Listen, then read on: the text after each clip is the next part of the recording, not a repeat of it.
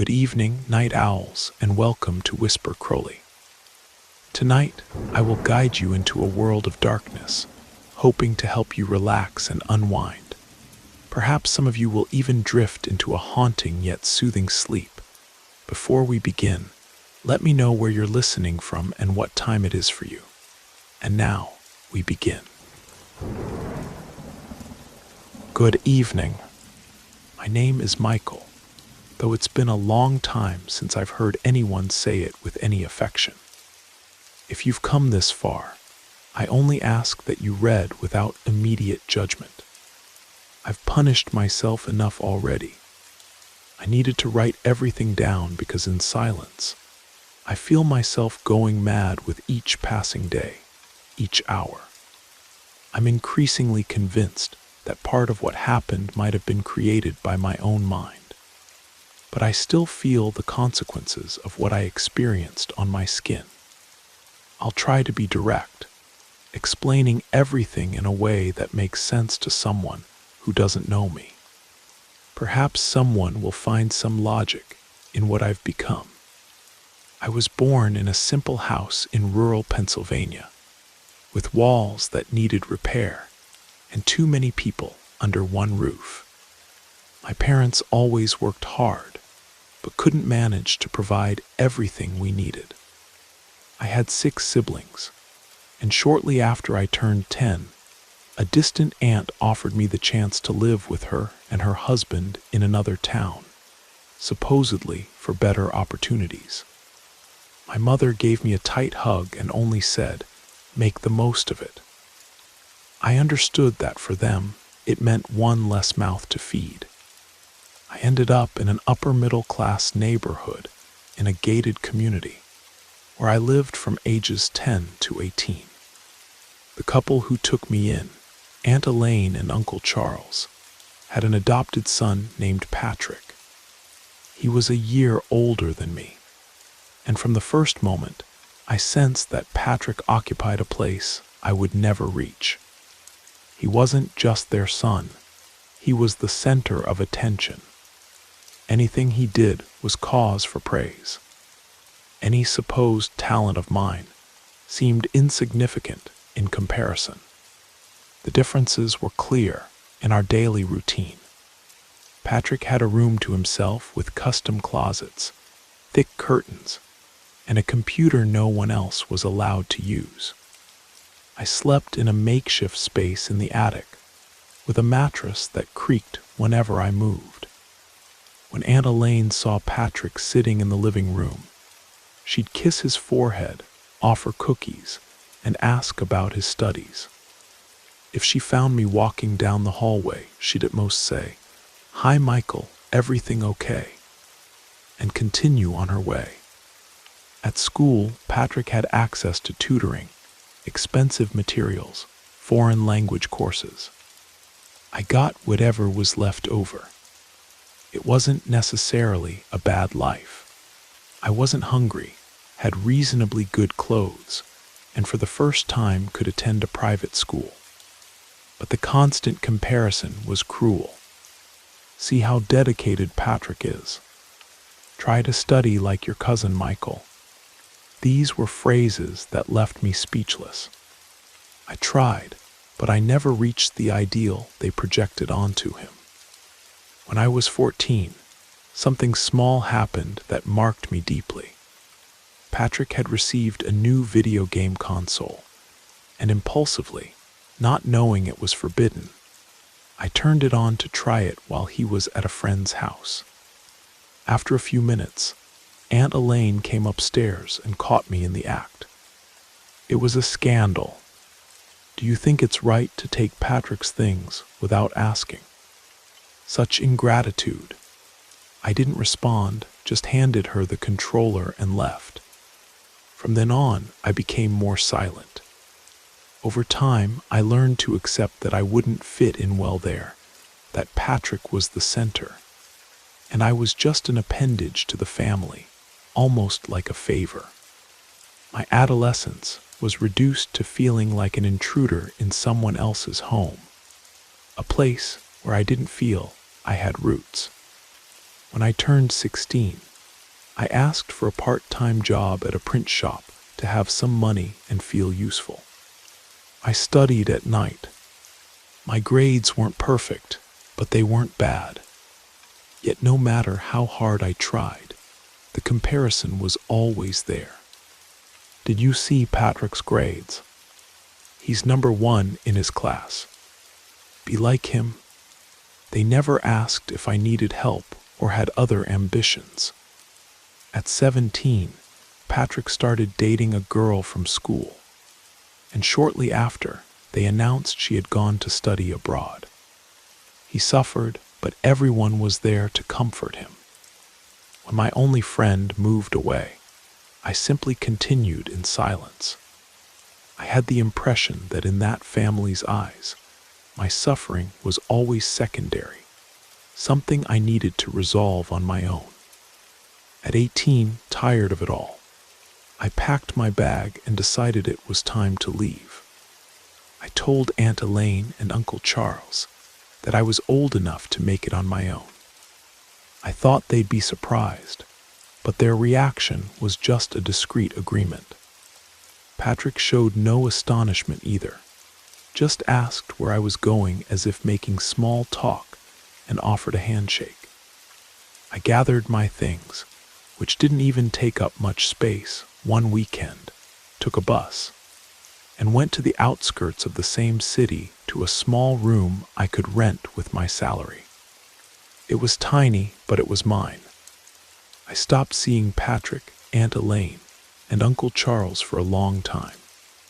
I managed to keep my job at the print shop, but it wasn't much. The shifts were long, and the boss was always on my case. Still, it was better than nothing. I had freedom, made my own schedule, and was free from daily comparisons. However, each time I called my biological family, who lived far away, I felt they couldn't help me either. My mother always said she was proud I had left, but I knew she was just offering moral support. I tried to move on with my life. After a few months, I found a better job at a small publishing house, helping with text revision and layout. It was more interesting. I made some acquaintances there, who, even without becoming close friends, treated me with respect.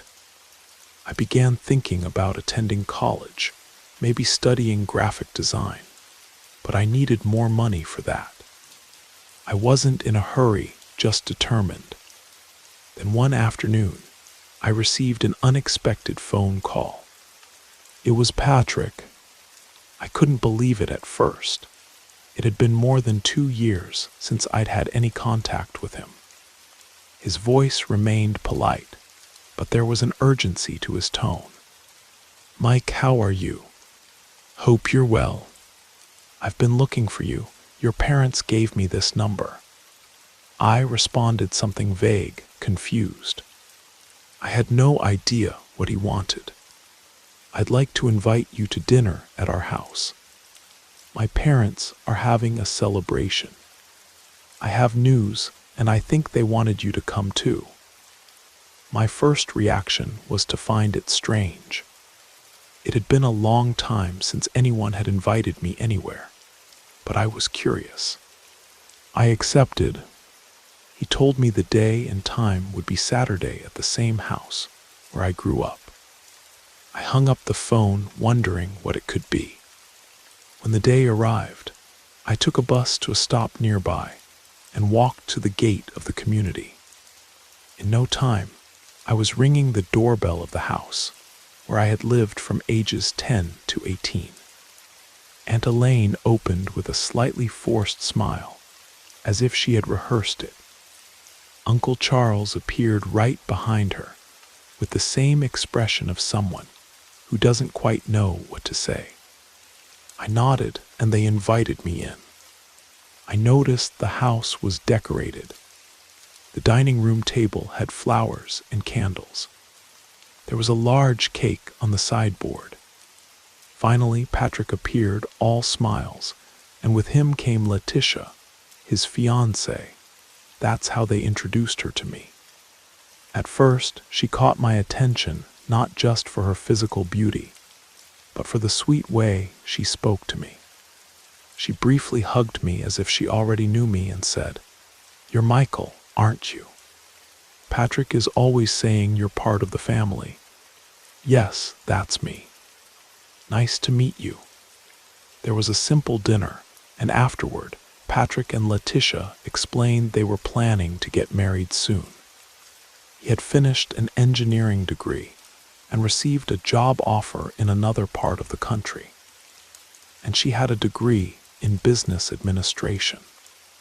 I was surprised by so many achievements from someone I already expected to be successful, but not that it would all happen so quickly. I didn't exactly feel envious at first, but rather a pang of self-questioning. What had I done in the last few years? I, who was a year or two younger than him, had no college degree, was living in an old small room and doing freelance work. After dinner, Patrick went to show some photos of where they planned to live. Uncle Charles and Aunt Elaine busied themselves washing dishes, and Letitia ended up sitting with me in the living room. We talked about casual things. She asked what I liked, if I studied, if I worked, and each of my answers seemed to genuinely interest her. I noticed she had a careful way of choosing her words, as if not wanting to embarrass me. She even told me some stories about where she lived, the smell of fresh bread in the mornings, the routines of neighbors, simple things, but pleasant to hear. The feeling I was left with was that for the first time, someone in that house saw me as a real person. At the end of the night, before I left, she gave me another quick hug and said she hoped to see me more often. I left there stunned.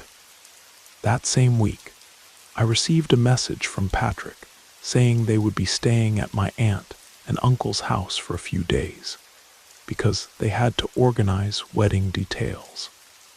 He invited me to stop by over the weekend to have coffee with them.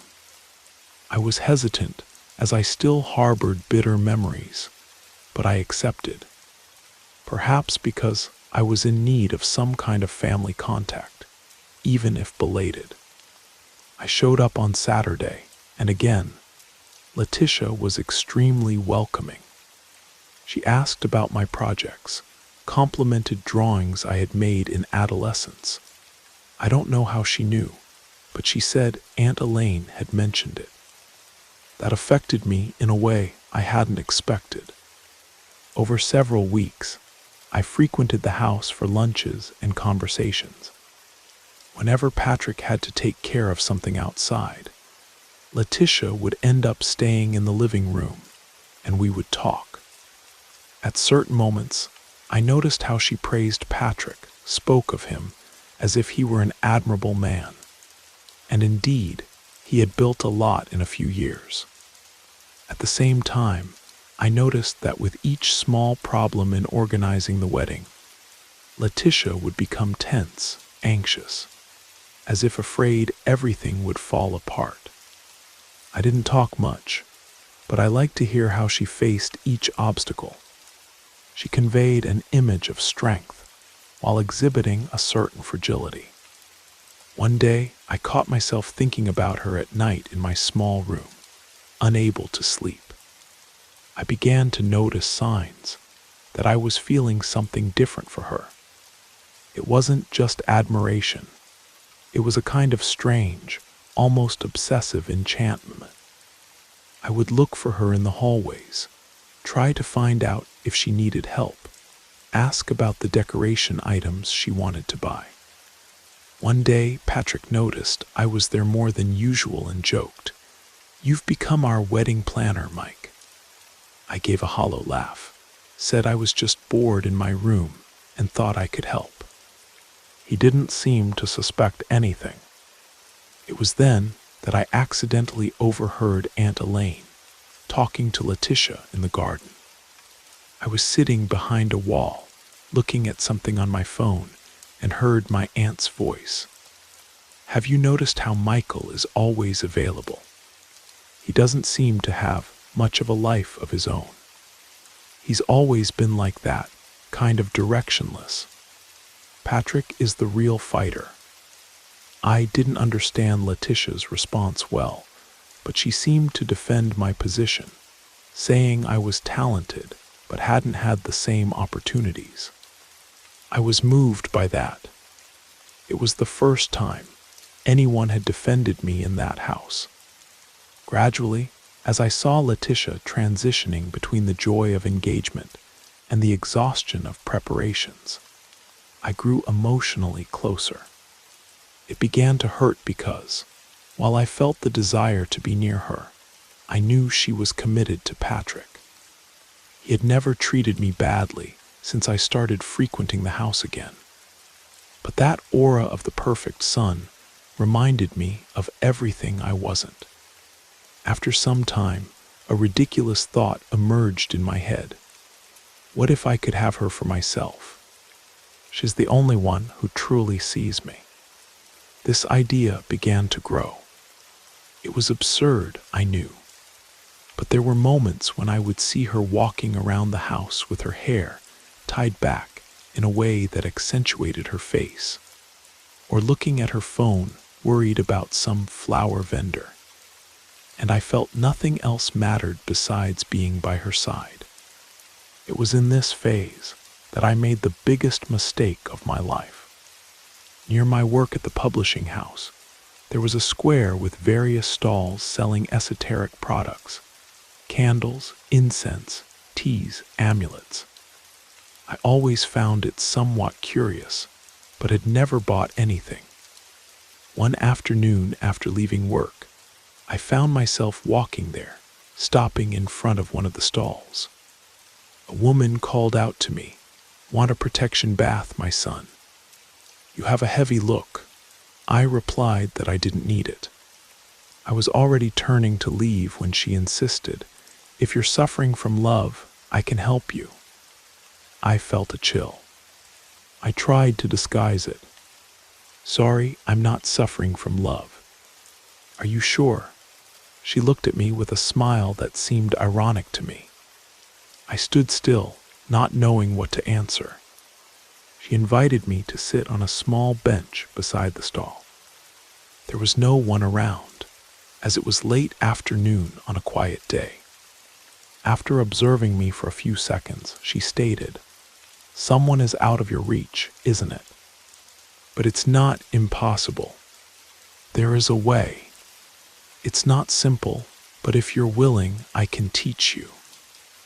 I could have left at that moment and avoided everything that happened afterward, but I didn't. Instead, I asked, "What way would that be?" She explained there was an ancient ritual that needed some herbs, a personal object, a photo, and a specific type of candle.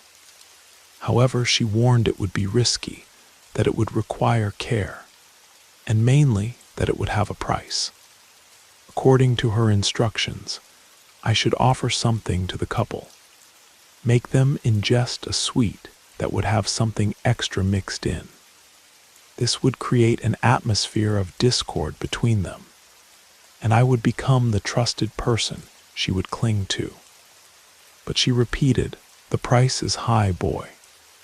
When you open the way for energies of this type, you might not be able to close it so easily." At the time, I thought it was too crazy, but the seed was planted. For several days, I hesitated, but each time I saw Letitia, the more I wanted her near me.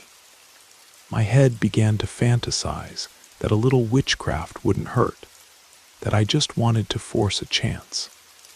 Deep down, perhaps, I didn't fully believe in these things. So I decided to seek out this same woman again, after work. Her name was Matilda. When she saw me coming back, she smiled as if she was already certain I would appear. She sold me a package containing herbs, a jar of honey, a red ribbon, 2 small homemade sweets, and some candles. She explained that I would have to follow the instructions precisely. including a certain time to light the candles, always after midnight, and the need to bury the herbs in a pot in the room of the person I wanted to influence. She said that to potentiate it, I should have a photo of myself and the loved one. It didn't matter if it was a montage, or if I asked to take one together. The important thing was that both our faces appeared, something physical. I was so blind that I didn't even question it properly. I paid an amount that for me at the time was high. Matilda looked at me seriously before I left and warned, "If you regret it later, don't come blaming me. The path remains open. Closing it afterward is more difficult. The offerings will also need to be made from time to time." I agreed silently and left. I only realized the gravity of what I was doing much later. But by then, I was already in deep. Taking a photo with Letitia wasn't complicated. A simple pretext that I wanted to record that moment of the wedding preparations was enough. She agreed, smiling. She even called Patrick to stand beside her. But with a quick trick, I shot before he approached, taking a photo of just the two of us. Letitia looked at me, confused but amused. She said we would take one with everyone later. I pretended the camera had fired on its own. Later, I printed that photo at an internet cafe near my home. On a night when Patrick and Letitia went out to choose party clothes, I convinced Aunt Elaine to let me stay there finishing some details for the dinner we would have the next day. She agreed because, despite not giving me much attention, she wanted extra help to display a beautiful reception for some relatives who would come to meet Letitia. As soon as I was alone, I went to Letitia and Patrick's room. I left a candle lit on her nightstand, as instructed by Matilda, recited some words that were on a paper inside the package, and buried the herbs in a small plant pot that was near the window. The next day, I brought the sweets. They were very small, wrapped in transparent paper. In the middle of lunch, I suggested, "I brought some artisanal sweets that I bought from a lady who passes by the publishing house. I thought you might like them." Patrick was in the living room, but Letitia came to the kitchen. I took out the little box and handed it to her. "How kind, Michael. Let's save them for dessert then."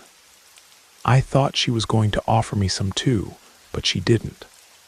When dessert time came, she and Patrick tried those sweets. I pretended disinterest while having a coffee. I didn't notice any immediate change, but over the days, I began to notice that the atmosphere between them was becoming strange. Small things that previously went unnoticed turned into muffled arguments. Once I entered the living room and caught Letitia wiping her eyes. Patrick was on the opposite side with an impatient air. "Hi, did something happen?" "Nothing, Michael." "Silly thing." "Wedding stress, are you sure?" "You seem intense." "Don't worry. I'm going to step out to take care of something. Can you stay with Letitia?" He looked at me strangely, then left, slamming the door while she went to the bedroom. I remained there alone, feeling a knot in my throat. Until that moment, I wasn't sure if the ritual would actually work, but the scene confirmed my fear. I was influencing a real breakup. After this beginning of discord, everything got worse. Patrick started coming home late. Letitia would remain in corners with an air of sadness. Aunt Elaine and Uncle Charles tried to intervene with words of support, but to little effect, as they didn't understand exactly what was happening. I myself did nothing, just observed, as Matilda had instructed. Let the fights amplify the separation. Don't interfere. Just show yourself present when she needs a friendly shoulder. That's exactly what happened. Letitia began to call me to talk, to tell me how distressed she was with Patrick's attitude, that he seemed distant, complained about everything, got nervous without reason. One night, she found me on the back porch where I was smoking and simply broke down crying. She remained silent for a good while, just looking at me as if asking for help. We stayed like that, sitting, she on the step, I leaning against the wall, until she said in a low voice, "Sometimes I feel like I'm doing everything wrong. I don't know if it's just the wedding stress or if we're not made for each other." I tried to say something that sounded neutral. "You deserve to be at peace. Whatever decision you make, I hope it's thinking of your happiness." She rested her head on my shoulder. I felt a mixture of guilt and euphoria. I didn't know whether to hug her or run away. The only thing I did was remain there, without saying anything, until she calmed down. I, who didn't believe much in anything supernatural, saw that this was leaving the sphere of superstition and becoming something real. I was actually inserted into their relationship as an alternative source of comfort. In the following weeks, Letitia opened up more and more to me. She talked about her doubts, frustrations, and even the times when Patrick compared her to his ex-girlfriend, according to her, in moments of anger. I just listened, and deep down, I delighted in the chance to be by her side. However, I also noticed a growing weight in the air, as if I had messed with something I didn't control. I slept poorly, had disconnected dreams, woke up sweating, but didn't know if it was remorse or some kind of side effect of what I had done. During this time, I returned to Matilda's stall to tell her that the fights were more serious, but Letitia still maintained a strong loyalty to Patrick. I told her that despite everything, they continued with the wedding preparations. She listened without showing surprise. She said that for Letitia to detach completely from her fiancé, I would need to separate their energies. She gave me another candle, this time with a fragrance reminiscent of wet grass, and a cloth bag with something she defined as an element of rupture. The guidance was to hide that bag among Letitia's belongings, preferably in the place where she kept her most intimate clothes, and light the candle in the room when no one else was at home. According to her, this would cut their bond on a spiritual level, making Letitia feel increasingly confused and turn to me as a source of stability.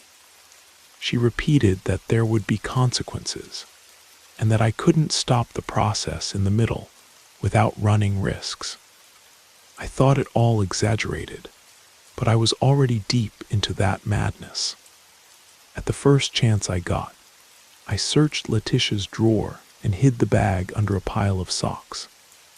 At another moment, when the house was empty, I slipped into the room and lit the candle near the mirror, repeating some words that came written on a paper. The smell was strong, almost made me nauseous. It didn't even take a few days for Letitia to tell me she had been having nightmares every night, waking up frightened, feeling that someone was pulling her from the bed. According to her, in some dreams, she saw an undefined face standing next to her. Meanwhile, Patrick became increasingly distant, traveling for work and appearing only on weekends.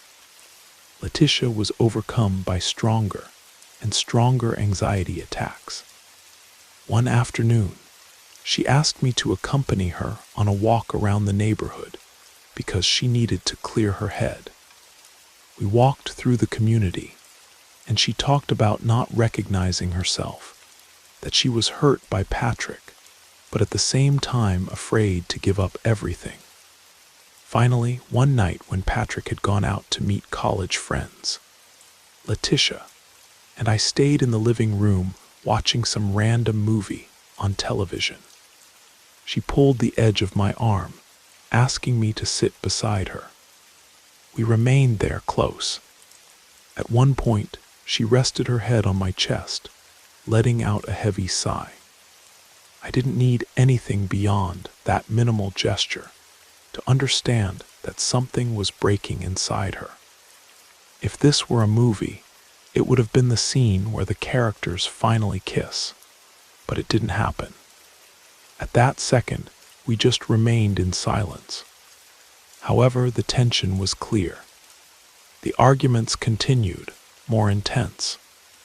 Patrick went so far as to say that perhaps the wedding should be postponed until they understood each other. Aunt Elaine freaked out at hearing the idea. She didn't want to be embarrassed in front of the guests, who had already been notified.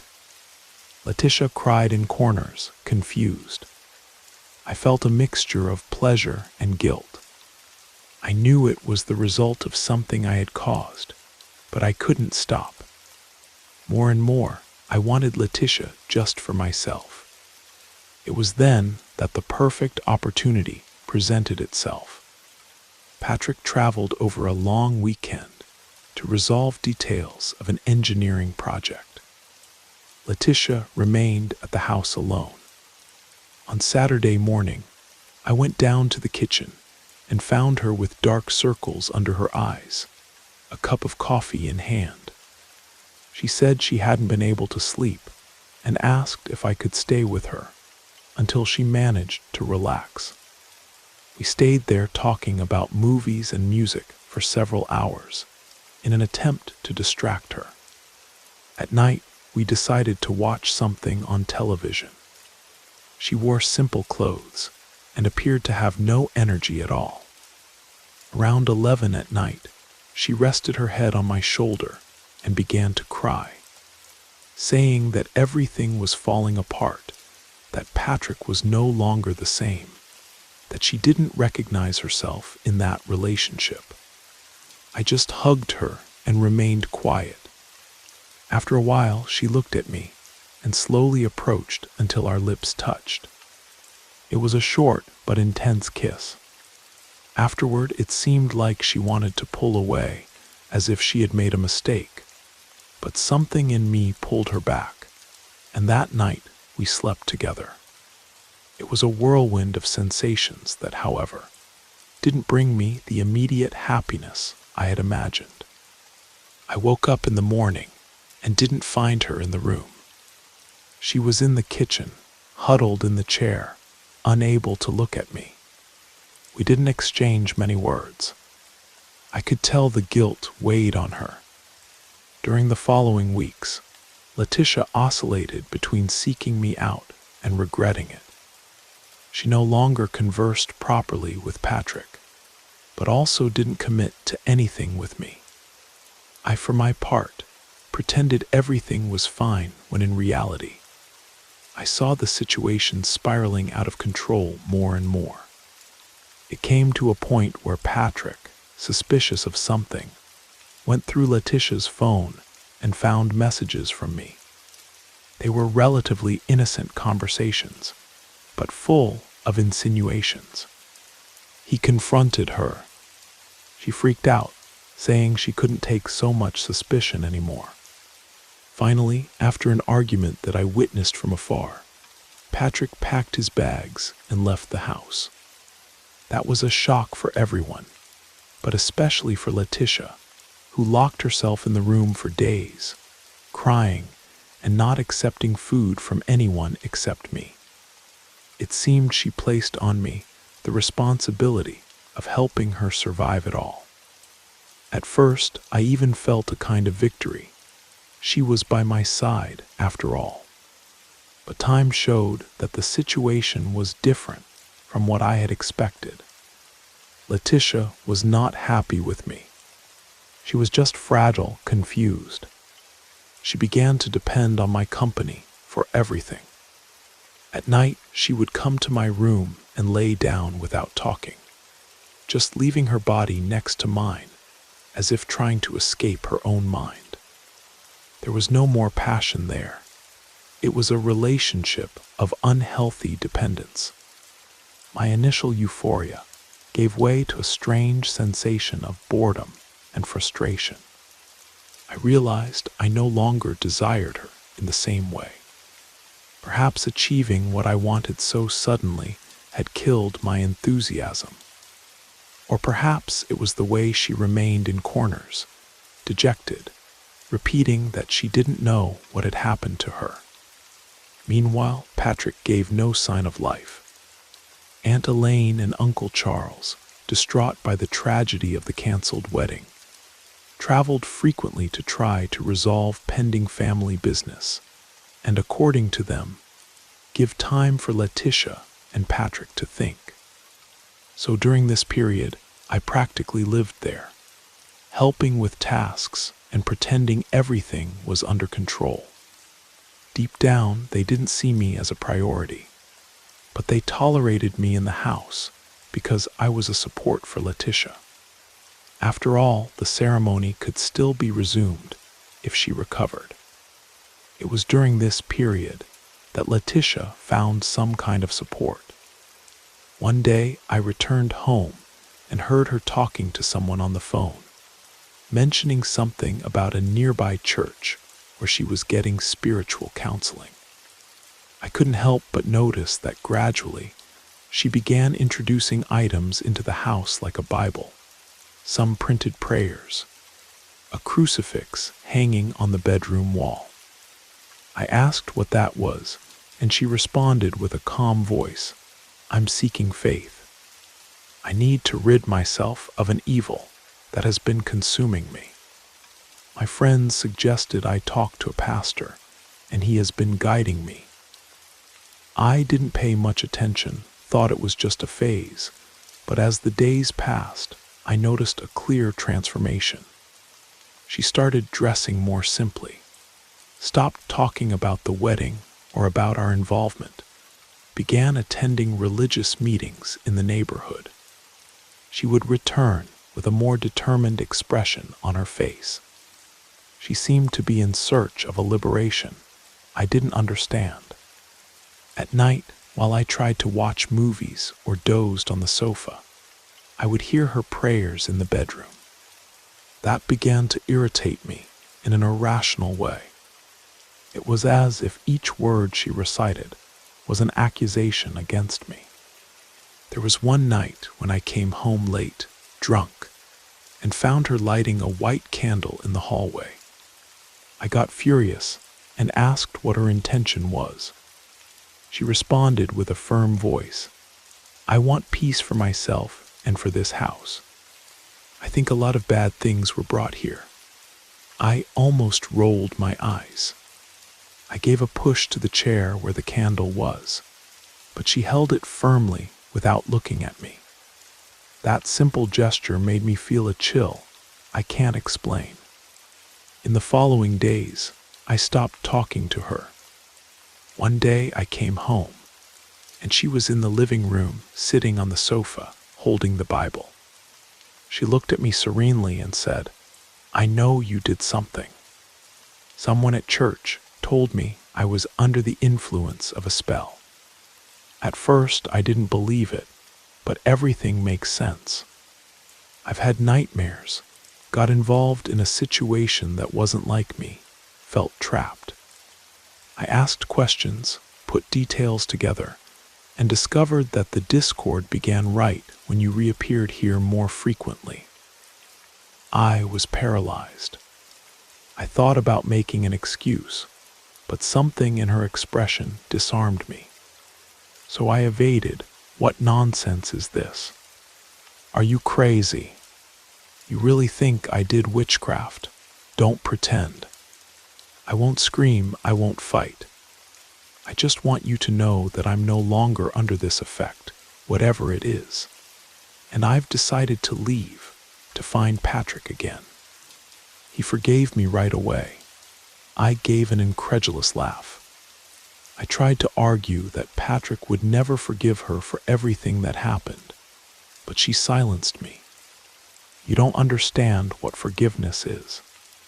He knows how much I suffered and understands there was something beyond our will. Maybe it's not something easy to explain rationally, but he has a heart that doesn't fit into logic. The pastor even talked to him, and I have nothing more to do here. She pointed to a suitcase in the corner of the room. I was seized by anger. I wanted to say she was falling into an illusion, but there was no way. She stood up, grabbed the suitcase, and passed by me without saying goodbye. Before opening the door, she just left in the air. I hope you find peace. You need to seek help, and she left. Aunt Elaine and Uncle Charles had gone out on another of their trips to try to contain gossip and recover some financial balance, as they had told me in a message. Since the wedding cancellation had generated debts for the buffet and venue, I was left alone, standing in the living room, listening to my own heartbeat. It was at that moment that I felt emptier than ever. I was wrong. The trump card I thought I held in my hand had dissolved. Letitia was gone, taking with her the only bit of genuine affection I had ever felt. I remained there stunned, unable to react. I tried to resume my routine, but something in me was shattered. I returned to my small room, abandoning my aunt and uncle's house, especially since they cared little for my presence. It no longer made sense to stay there. I quit my job at the publishing house. I managed to get a gig at a convenience store, but my productivity was terrible. I didn't sleep, didn't eat properly, felt chills and weakness.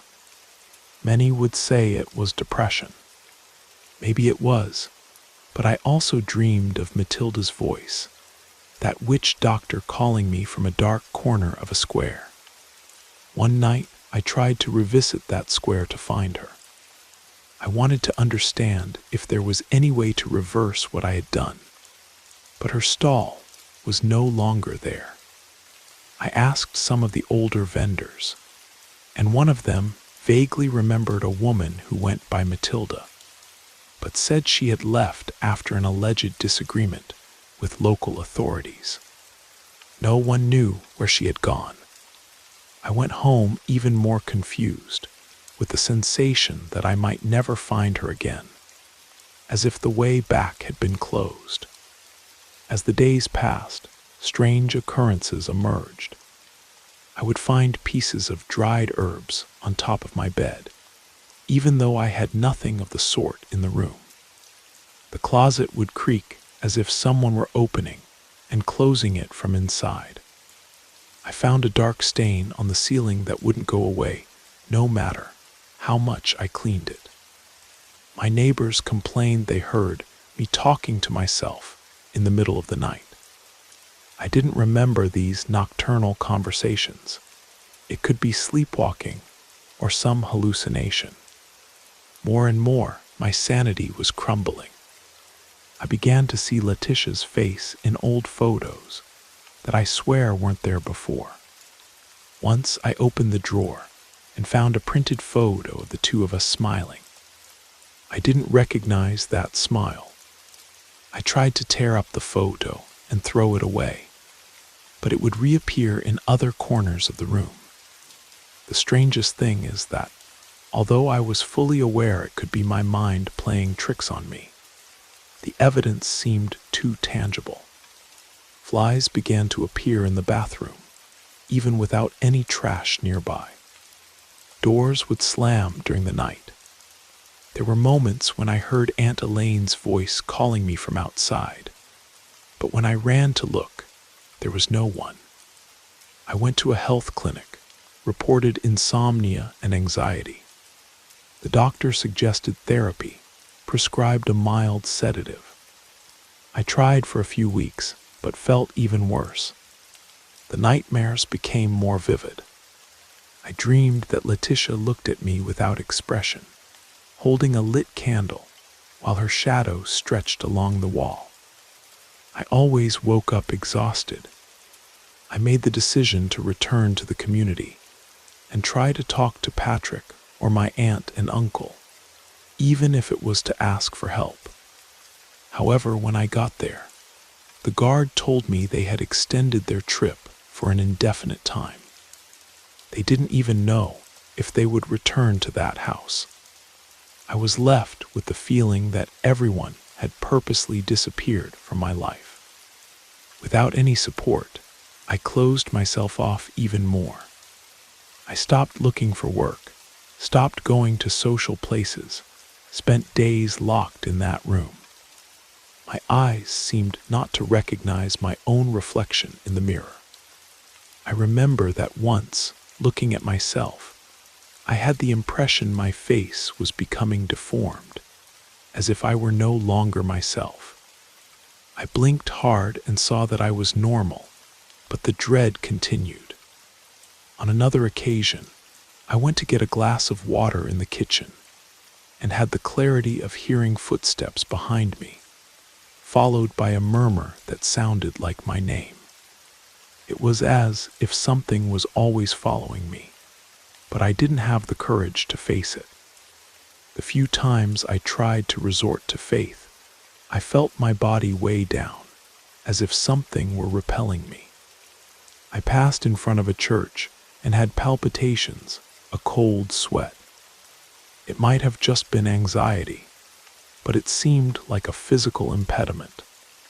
I gave up trying.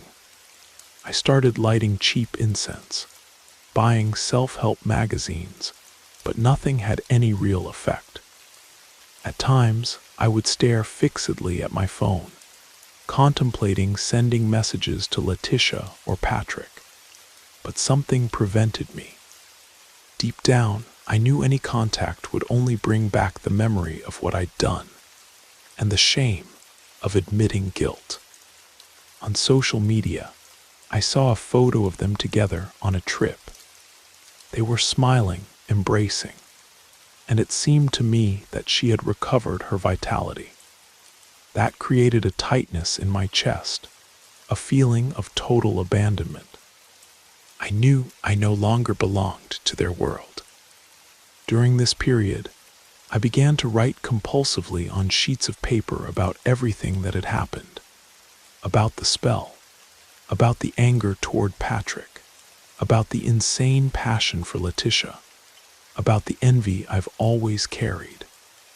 Some mornings, I would find the paper scattered around the room with phrases I didn't remember writing, disconnected excerpts, mentions of herbs, candles, a face without form. Once I read something like, "You opened the portal, now bear it." That gave me chills. I threw away some of these sheets, but they appeared in other corners. My physical state also deteriorated. I lost weight, felt body pains as if I had taken falls. Inexplicable bruises appeared. My skin was always cold, no matter how much I tried to warm up. At night, the room seemed enveloped in a dense silence. I would fall asleep and almost always wake with the impression of having been observed.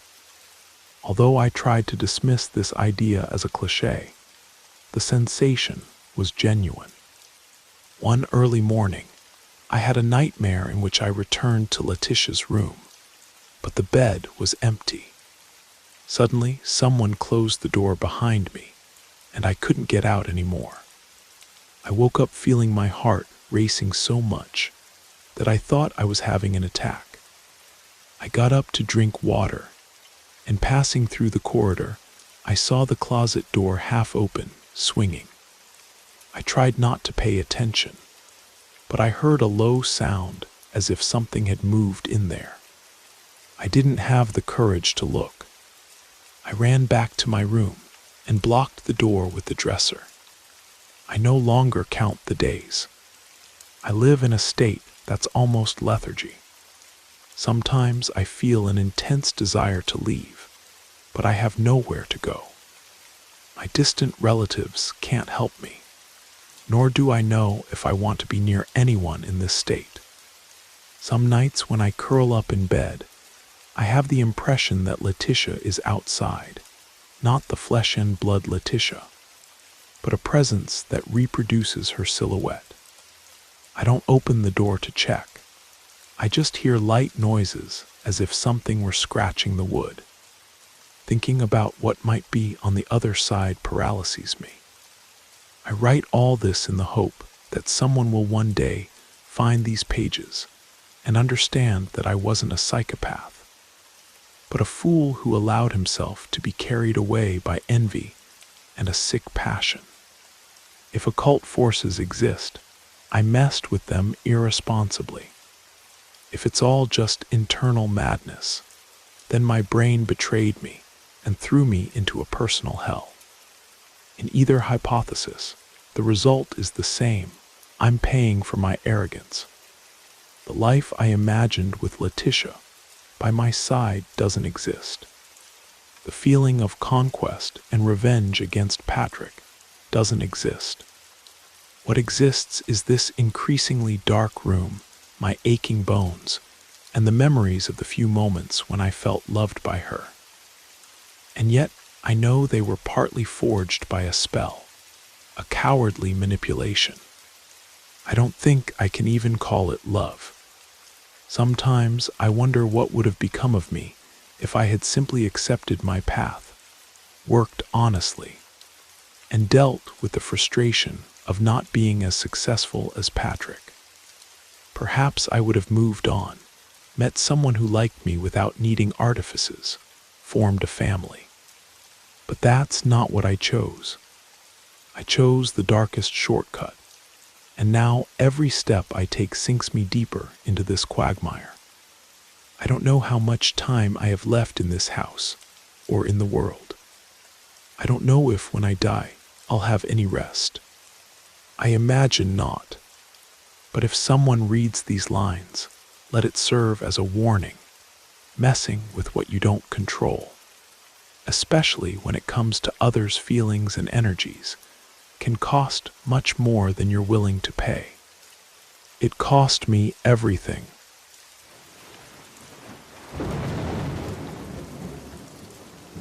I hope you enjoyed the first story. If you did, don't forget to leave a like. But if I didn't do my job well, feel free to give it a thumbs down. Either way, drop a comment and let us know where you're listening from and what time it is for you. Now, let's continue. As I grew older, the episodes became less frequent, but sometimes more intense. When I was 16, I went through a period of several weeks where the dreams returned nightly, vivid and disturbing. Around this time, Theo decided to leave our household, saying he'd found work in a logging camp and wanted to try living independently. My father accepted his decision without argument, simply wishing him well and providing some basic supplies for his journey. My mother seemed genuinely sad to see him go. Despite his flaws, she had grown fond of my cousin and worried about him facing the world alone. For me, his departure marked the end of an era, the last witness to my ordeal, besides my immediate family, was gone. The following years passed with relative normality. I took on increasing responsibility for the farm as my father aged. My sisters grew into young women, eventually marrying local men and moving to neighboring properties. I maintained a careful vigilance over my thoughts and feelings, especially during autumn when the anniversary of finding the figure approached. The amulet remained my constant companion, though as time passed, it warmed less frequently. When I was 18, my father and I were invited to help with the raising of a barn on the Johnson property, about 5 miles from our home. It was a community event, with men from several families contributing labor in exchange for similar help when needed. As we worked through the day, conversations flowed freely among men who rarely had occasion to gather in such numbers. During a break, as we sat drinking water and eating the bread, and meat the Johnson women had prepared, old Mr. Wilkins, a man in his 80s, who rarely left his cabin, began talking about the early days of settlement in our valley. His grandfather had been among the first white men to build permanent homes in the area, and family stories had been passed down through generations. "There's places in these mountains the Indians never went," he said, his voice cracking with age. "Sacred places, they called them, or cursed ones. There's a spot beyond the North Wetland where they said the barrier between worlds is thin." He laughed, a wheezing sound that turned into a cough. "Superstitious nonsense, of course. But my granddaddy said they wouldn't even hunt there, no matter how good the game was." My blood ran cold at his words. The North Wetland, that was exactly where we had gone that November day, where I had found the figure. I wanted to ask more, but something held me back.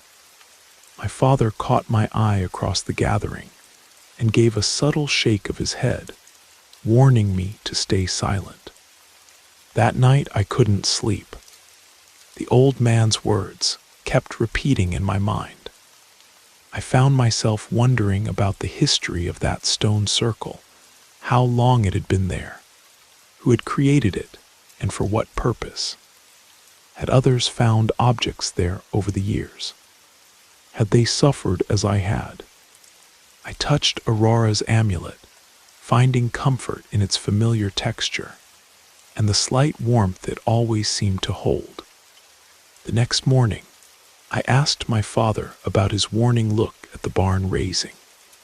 He was silent for a moment, splitting wood with mechanical precision before answering.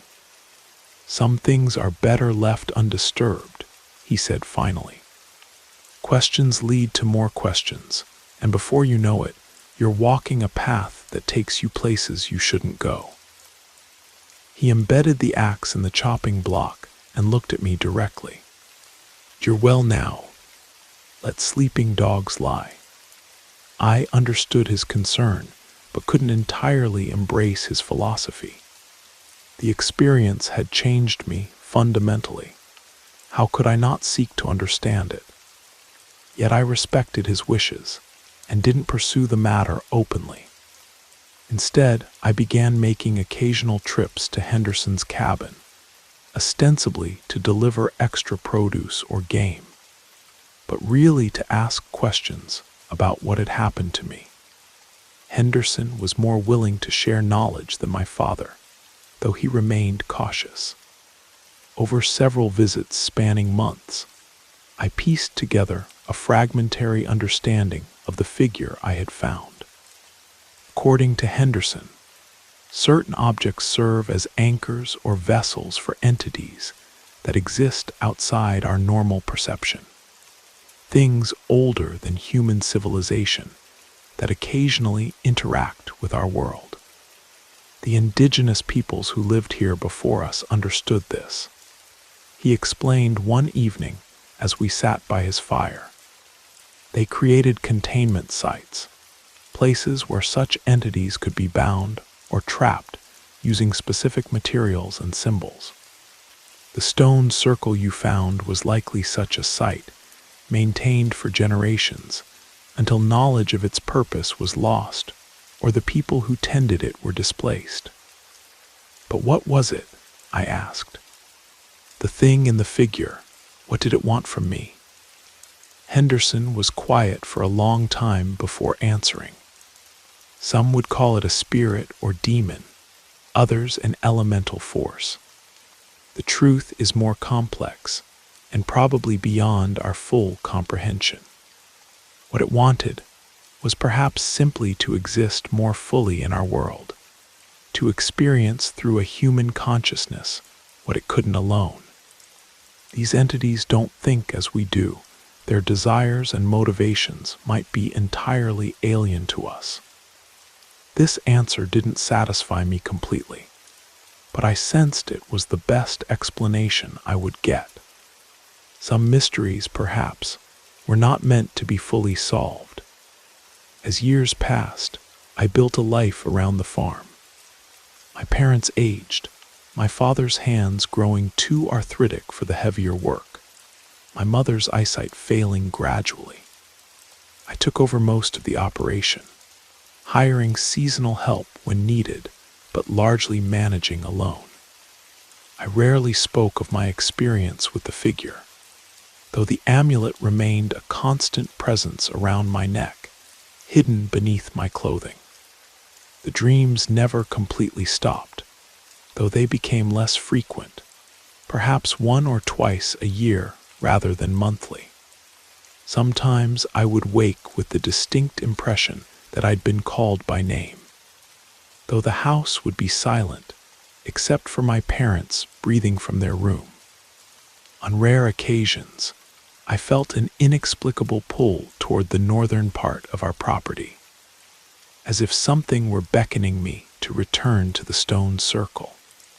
Each time, the amulet would grow warm against my skin, a warning I heeded without fail.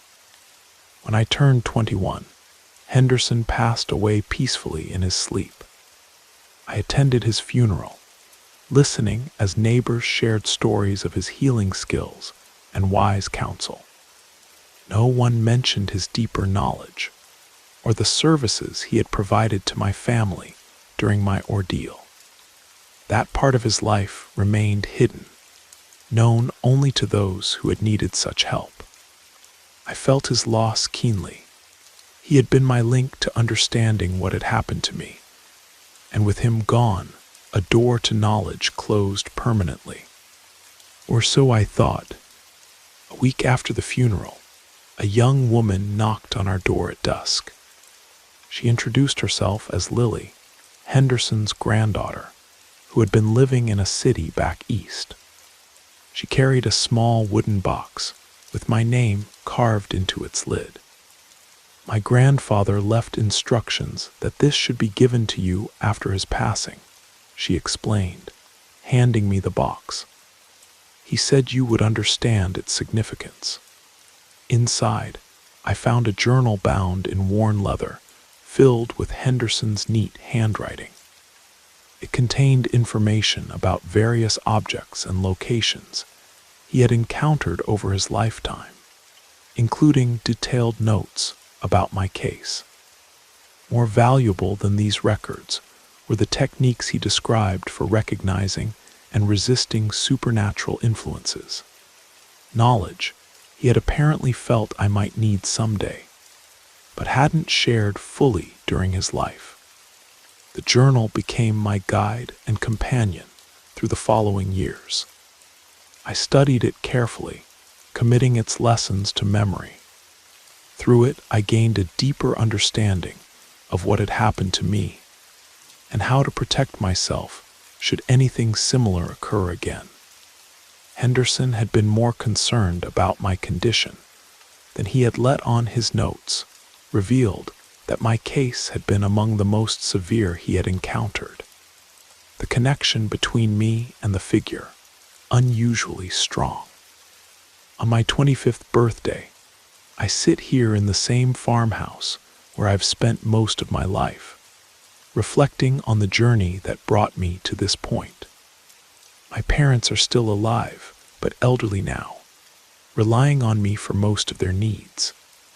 The community around us has grown, with new families moving into the valley as roads improved and the isolation lessened. Few know the full story of what happened to me 11 years ago, and I've grown selective about sharing it. I still wear Aurora's amulet. The episodes have diminished to rare occurrences. Perhaps once or twice a year, I'll have a dream of the stone circle or feel a momentary pull toward the north. The marks on my skin have faded to faint silver lines visible only in certain light. To most observers, I appear completely normal, a quiet farmer who keeps mostly to himself. Yet I remain vigilant. Henderson's journal warned that such influences can lie dormant for years, only to resurface when least expected. Every autumn, as the leaves turn and the first frosts arrive, I perform a small ritual of protection that Aurora taught me before she left. I refresh the protective symbols hidden throughout the farmhouse and check the integrity of other safeguards I've put in place over the years. Sometimes Emily Wilson from the neighboring farm brings fresh bread or preserves, staying to talk longer each time. There's a gentleness in her eyes when she looks at me, and recently, a tentative touch of her hand against mine as she was leaving. Perhaps someday I'll find the courage to tell her my story, to explain the amulet I never remove, and the small rituals I perform at certain times of year. For now, I'm content with slow progress, with the gradual building of trust that might eventually support the weight of my truth. I wonder sometimes about the figure itself, where Aurora took it, whether it remains safely contained, if others have encountered similar objects in their wanderings through remote places. I've never returned to the stone circle, though I know I could find my way there even after all these years. Some part of me will always be connected to that place, to the moment when my path intersected with something beyond ordinary human experience. The wind is picking up outside my window as I write these final thoughts, whispering through the pines in a way that almost sounds like words. My parents are asleep in their room, the house quiet except for the occasional creak of timbers responding to the cooling night air. Aurora's amulet rests warm against my chest, not the warning warmth of danger, but the comfortable heat of a protection long established. Life continues in its steady rhythm of seasons and years. I have found a way to live with what happened, to incorporate it into my understanding of the world without letting it define me completely. The shadows of the past no longer hold the power they once did, though I know better than to think them banished entirely. For those who might read this account, take it as both story and warning. There are things in this world, and perhaps outside it, that operate according to rules we don't fully comprehend. Objects that seem harmless can serve as bridges or vessels for influences we're ill-equipped to resist alone. If you encounter something that raises the hair on your neck, that whispers to you in the language of instinctive fear, heed that warning. Leave it where you found it. Seek help if you've already crossed that threshold. We are not as separate from the unknown as we like to believe, and the boundaries we think protect us are perhaps more permeable than we care to admit. I learned this lesson at 14, and it has shaped every day since. In sharing it now, I hope to spare others the same hard education. The amulet grows slightly warmer against my skin as I conclude, not a warning exactly, but perhaps an acknowledgement. Some connections once formed are never entirely broken. They can be managed, weakened, controlled, but like scars on the body, they remain as evidence of wounds that changed us forever.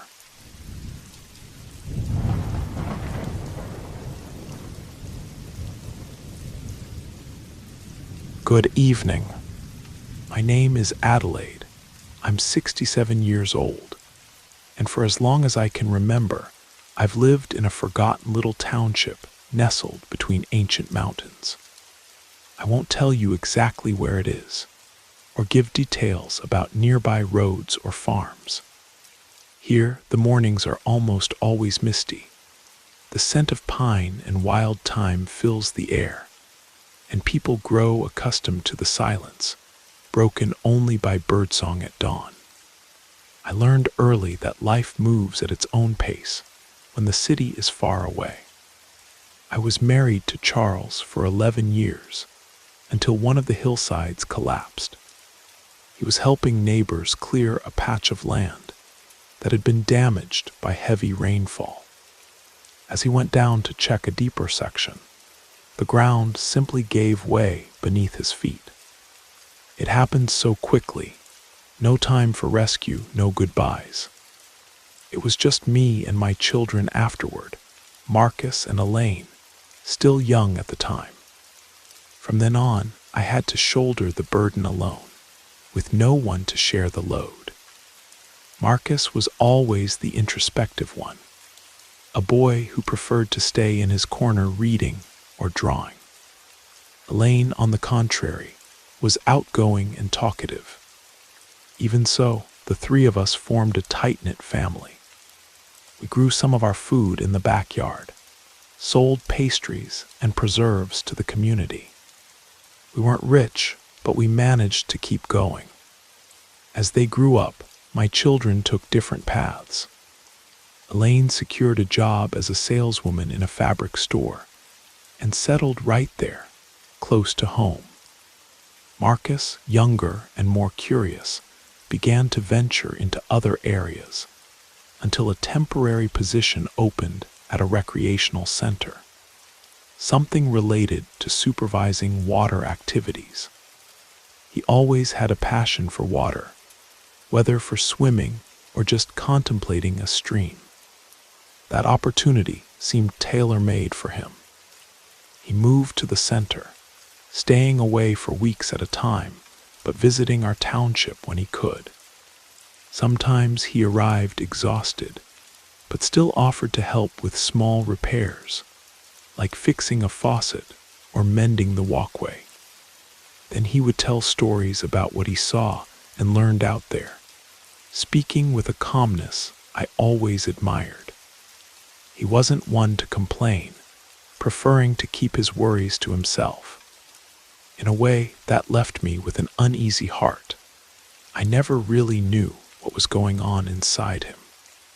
I remember one night when he came to spend the weekend with us. He told me he was seeing someone. At first, he didn't go into details, just said the woman's name was Lyra. I felt something different when we first talked, an immediate connection, he said. I found it curious, because it wasn't like him to get excited about relationships, much less to bring up the subject with me. I waited for him to say more, but he didn't tell me anything about who she was, where she came from, or what she did. He only said that he was content, but that the feeling was strong. I was happy for him, despite being intrigued. A few weeks later, Marcus called from the payphone near the center. His voice was slower, as if trying to calm me down or convince me of something. He said he had decided to move in with Lyra. They barely knew each other, but suddenly they were sharing a place. That worried me. Marcus had always been cautious, organized, not one to make impulsive decisions. I tried not to show my surprise. Is everything really okay, son? She understands me, Mom. I've never seen anything like it. It's like we're connected in a way I can't explain. When you can, bring her over so we can meet her, I said. He promised to introduce the woman to me soon, and hung up. Something didn't fit in that conversation, but I tried not to create paranoia. I preferred to believe that perhaps he was just in love. Soon after, they arrived in a rented pickup truck during an extended holiday weekend. I was already in the yard, sweeping fallen leaves. Marcus got out first, visibly thinner, with a somewhat tired look. He walked with the same calm demeanor as always, but with less energy. Then Lyra got out. She wore a simple light-colored shirt and jeans without any detail. She was a tall woman, very pale skin, long dark hair falling straight down her back. She had a smooth face with fine features. She greeted me without shaking my hand, speaking very softly, almost a whisper. During lunch, I noticed that Marcus ate almost nothing. When he picked up his silverware, he cast glances at Lyra as if asking for approval. She spoke little, was polite, but conveyed a presence that was difficult to decipher. She seemed more attentive to his movements than to our conversation. Perhaps it was shyness, perhaps something more. However, I didn't want to jump to conclusions. At the end of that afternoon, they left. Marcus said he needed to get back to work, but he didn't mention whether he was happy or not. Looking back, I sensed that visit was the beginning of everything. In the weeks that followed, the phone calls became fewer. When he did call, Marcus spoke softly, without firmness. He said he had left the recreation center, that he was helping Lyra with some projects, but he didn't specify anything. I tried to show concern, but he always cut off the subject. Elaine was also disturbed by this sudden change. She showed me a photo he had posted on some social network. He looked haggard, hollow-eyed. His demeanor was cold, distant, as if he weren't the same person. We resolved to call him together. He didn't answer. We were left in that anguish. Some time later, a second visit happened. They returned without warning in the middle of a religious holiday. Marcus was even thinner, with slumped shoulders. Lyra, on the other hand, seemed not to have changed at all. The same hair, the same flawless skin. She walked around the house with great freedom, touched the furniture without asking permission, observed every object. She was polite when she spoke to me, but I felt no human warmth in her words. I offered her tea. I don't usually drink anything too hot, she refused. I noticed she didn't try any snacks, not even a toast, not even water. She seemed uncomfortable eating or drinking. Marcus hardly opened his mouth to talk about work or interests that used to excite him. He kept repeating that he was tired, as if he lacked the strength even to sustain a conversation. When they left, I called Elaine to talk. She had also noticed that something was strange about the woman and her brother's behavior. We decided to seek help from Ms. Dahlia, a very respected woman in the community.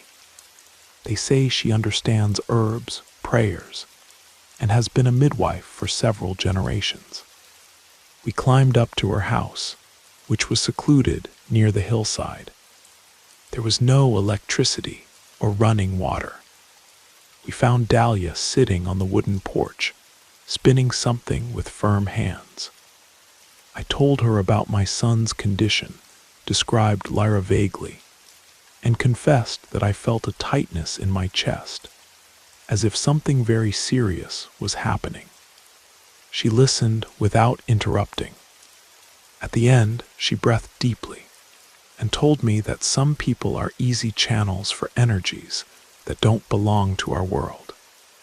Generally, this can happen when a person is weakened by some loss, sadness, or feeling of guilt. She explained that certain beings, she didn't like to name them, can use this type of opening to feed, to attach themselves to someone. She warned me that the woman might not be exactly who she appeared to be, that there was a possibility it wasn't just a matter of an abusive relationship, but something beyond the ordinary. She recommended that I try to bring Marcus back home for a few days, without openly talking about any of this, just claiming that I was sick and needed him. Once here, she would perform cleansing rituals, ancient prayers that could break that bond. I returned home unsure if I should really feign some illness, but concern spoke louder. I called Marcus using Elaine's phone and told him I had been feeling unwell, that maybe my heart wasn't good. I said I wanted to be with him for a while, because I didn't know if I would have many days to live. On the other end, I heard only silence. He said he would consult with Lyra and call back. He hung up. 2 days passed without a response. I thought he wouldn't come, but on the third dawn, the sound of an old pickup truck awakened me. I went to the window and saw Marcus getting out of the car alone, carrying only a small backpack with the most haggard expression ever. He entered the house without hugging me. His hands were cold, and he had deep dark circles under his eyes. He said his partner had stayed in town because she was busy. He mentioned nothing beyond that. I sat him in the kitchen and offered a mug of coffee. He drank slowly without commenting on the taste. He seemed distant, distracted. With each passing hour, I confirmed what Ms. Dahlia had told me, that apathy wasn't just sadness. It was as if something were consuming his energy. During the first nights, Marcus slept in the room that was his as a child. I left a mixture of boiled herbs in a glass beside the bed, saying it was for the stomach. He drank without questioning. I also discreetly placed a sprig of rue on top of the wardrobe, praying without him seeing. In the early hours, I heard the sound of footsteps throughout the house. I would get up and find him walking the hallways aimlessly, murmuring indecipherable things. On the second day, Elaine came to visit him. She tried to talk to her brother, but it was like talking to someone in a trance. He responded, "I'm fine," and nothing more. Even so, I noticed a slight improvement. He began to eat something beyond 2 or 3 mouthfuls. He conversed in short phrases, but at least appeared to have a thread of presence. One afternoon, he asked me if the old trail he used when he was a boy still existed, back in the deep end of the property. I felt hope. It was a sign that some memories were surfacing. I called Ms. Dahlia, who said that was the moment to intensify the prayers and cleansings. I didn't tell Marcus anything. I simply asked him to accompany me to the kitchen, where I already had a clay pot with water, herbs, and a bit of coarse salt. I told him it would purify the air and help improve my supposed illness. He didn't object, just agreed to stay nearby while I smudged the house. I passed by the corners of each room, reciting a mental prayer. Then I discreetly drew a sign with seed oil on his bedroom door and under the windows. In the following nights, he reported strange dreams. He said he saw himself in an empty field with dry trees and saw a figure shrouded by a thin sheet calling him from afar. Sometimes he woke up sweating, saying he had difficulty breathing. Despite this, in the morning he could eat and even talk about some subject without so much effort. In a few days, Elaine and I noticed that he was less distant, less apathetic. The news that Marcus was at home probably reached Lyra's ears, because one afternoon, after we had spent almost a week in that healing process, an unknown woman appeared at the gate. I was sweeping the porch when Elaine came running, saying there was someone stopped on the path near a wire fence. I went there and saw a female silhouette, but didn't immediately recognize who it was. Getting closer, I saw it was Lyra, but she wasn't in a car, nor did she bring a purse, suitcase, or anything. She wore the same simple clothes as last time, without a sign of dust or fatigue from the road she had certainly traveled on foot. "Good afternoon," I said. She didn't respond. She entered without asking permission and went straight to the living room. Marcus, upon hearing footsteps, came out of the room. He stood motionless when he saw her. "I've come to get you. You can't stay here for so long," she said. He didn't respond, just backed up 2 steps and returned to the room, slamming the door. Lyra remained standing, static. Her eyes were wide open and had an expressionless gleam, almost indifferent to the environment. Elaine tried to say something, but I prevented her. I walked up to Lyra, holding a sprig of guinea hen weed in my hand. It might seem like I was trying to scare away something invisible, but I didn't hesitate. "He's staying. He's with family," I said firmly. She looked at me for a few moments, then turned and left through the same fence where she had entered, going towards the woods. I didn't say anything to Marcus about this encounter. He spent the rest of the day restless, with a mild fever. He said he had nightmares as soon as he closed his eyes.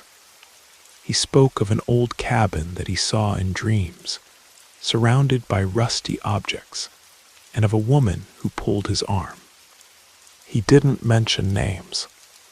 We then decided to follow Ms. Dahlia's recommendation to take him to a neutral place where the earth was dry and hard, which she called passage soil. She asked that the person step there to separate what was theirs from what wasn't, believing this would help cut ties with strange forces. We chose an arid plot of land nearby, where nothing seemed to take root. I convinced Marcus to go there with me under the pretext that we needed to examine an old deactivated well. Elaine accompanied us. When we arrived, he sat on a stone, looking around without much reaction. I spread a towel on the ground and asked him to stay there, while Elaine held a gourd with water mixed with herbs.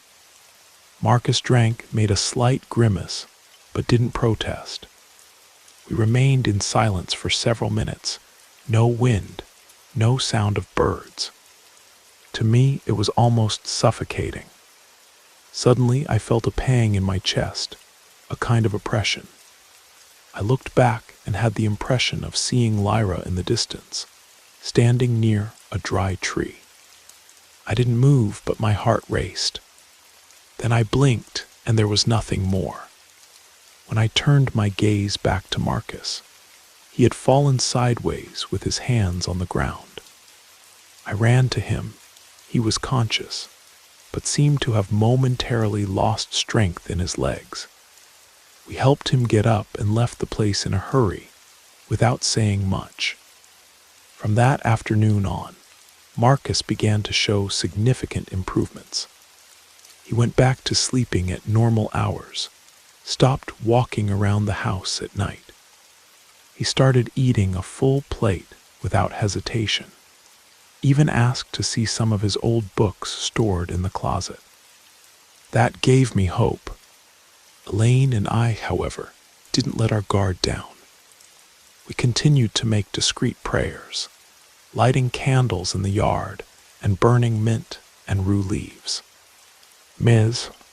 Dahlia explained that the ritual had cut the main tether, but we should still be careful because some roots could remain, especially if something was hidden or buried, and served as an anchor for her presence. It was then that one day I found a small metal object in the yard near the threshold, a circular pendant with engraved symbols that I had never seen before. I was intrigued because I remembered a tear in the sleeve of Lyra's shirt seen during the last visit. It was possible that the pendant had fallen or been purposely left. It had dirt marks as if it had been half buried. I showed it to Elaine. She was as confused as I was. I didn't mention it to Marcus, but I hid the pendant in a rusty can and buried it at the end of the yard. The next day, the flowers in our garden withered abruptly, without apparent cause. I started watering them more often, but it didn't help. It was as if the earth itself was refusing life there. One afternoon, Marcus commented that he had been having light dreams, but always with some strange detail. He saw a white figure in the middle of a dirt road, heard voices that spoke his name without emotion. Upon waking, he felt a slight fatigue, but said it didn't amount to a big problem. I explained that it might just be memory adjusting, nothing more. That same day, I received an envelope with no return address. The mail carrier left it on the door jamb.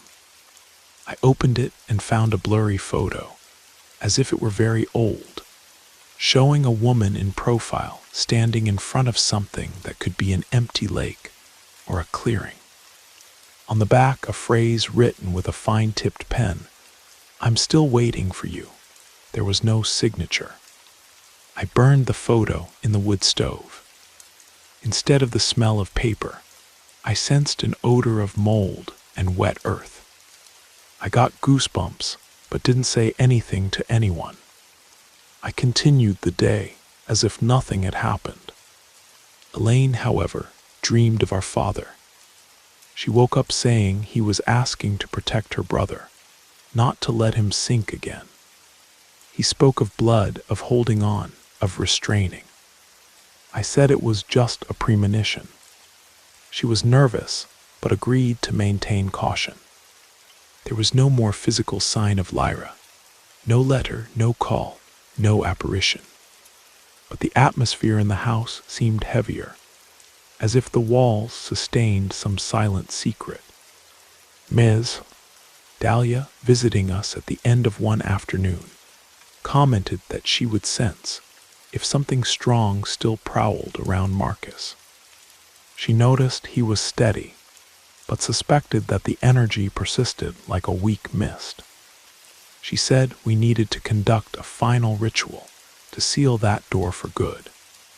She requested some object that had a connection with Lyra, or with the circumstances in which they approached.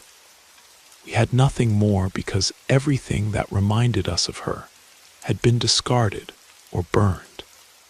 Only then did I remember the pendant. I got the can, removed the object, took it to Ms. Dahlia.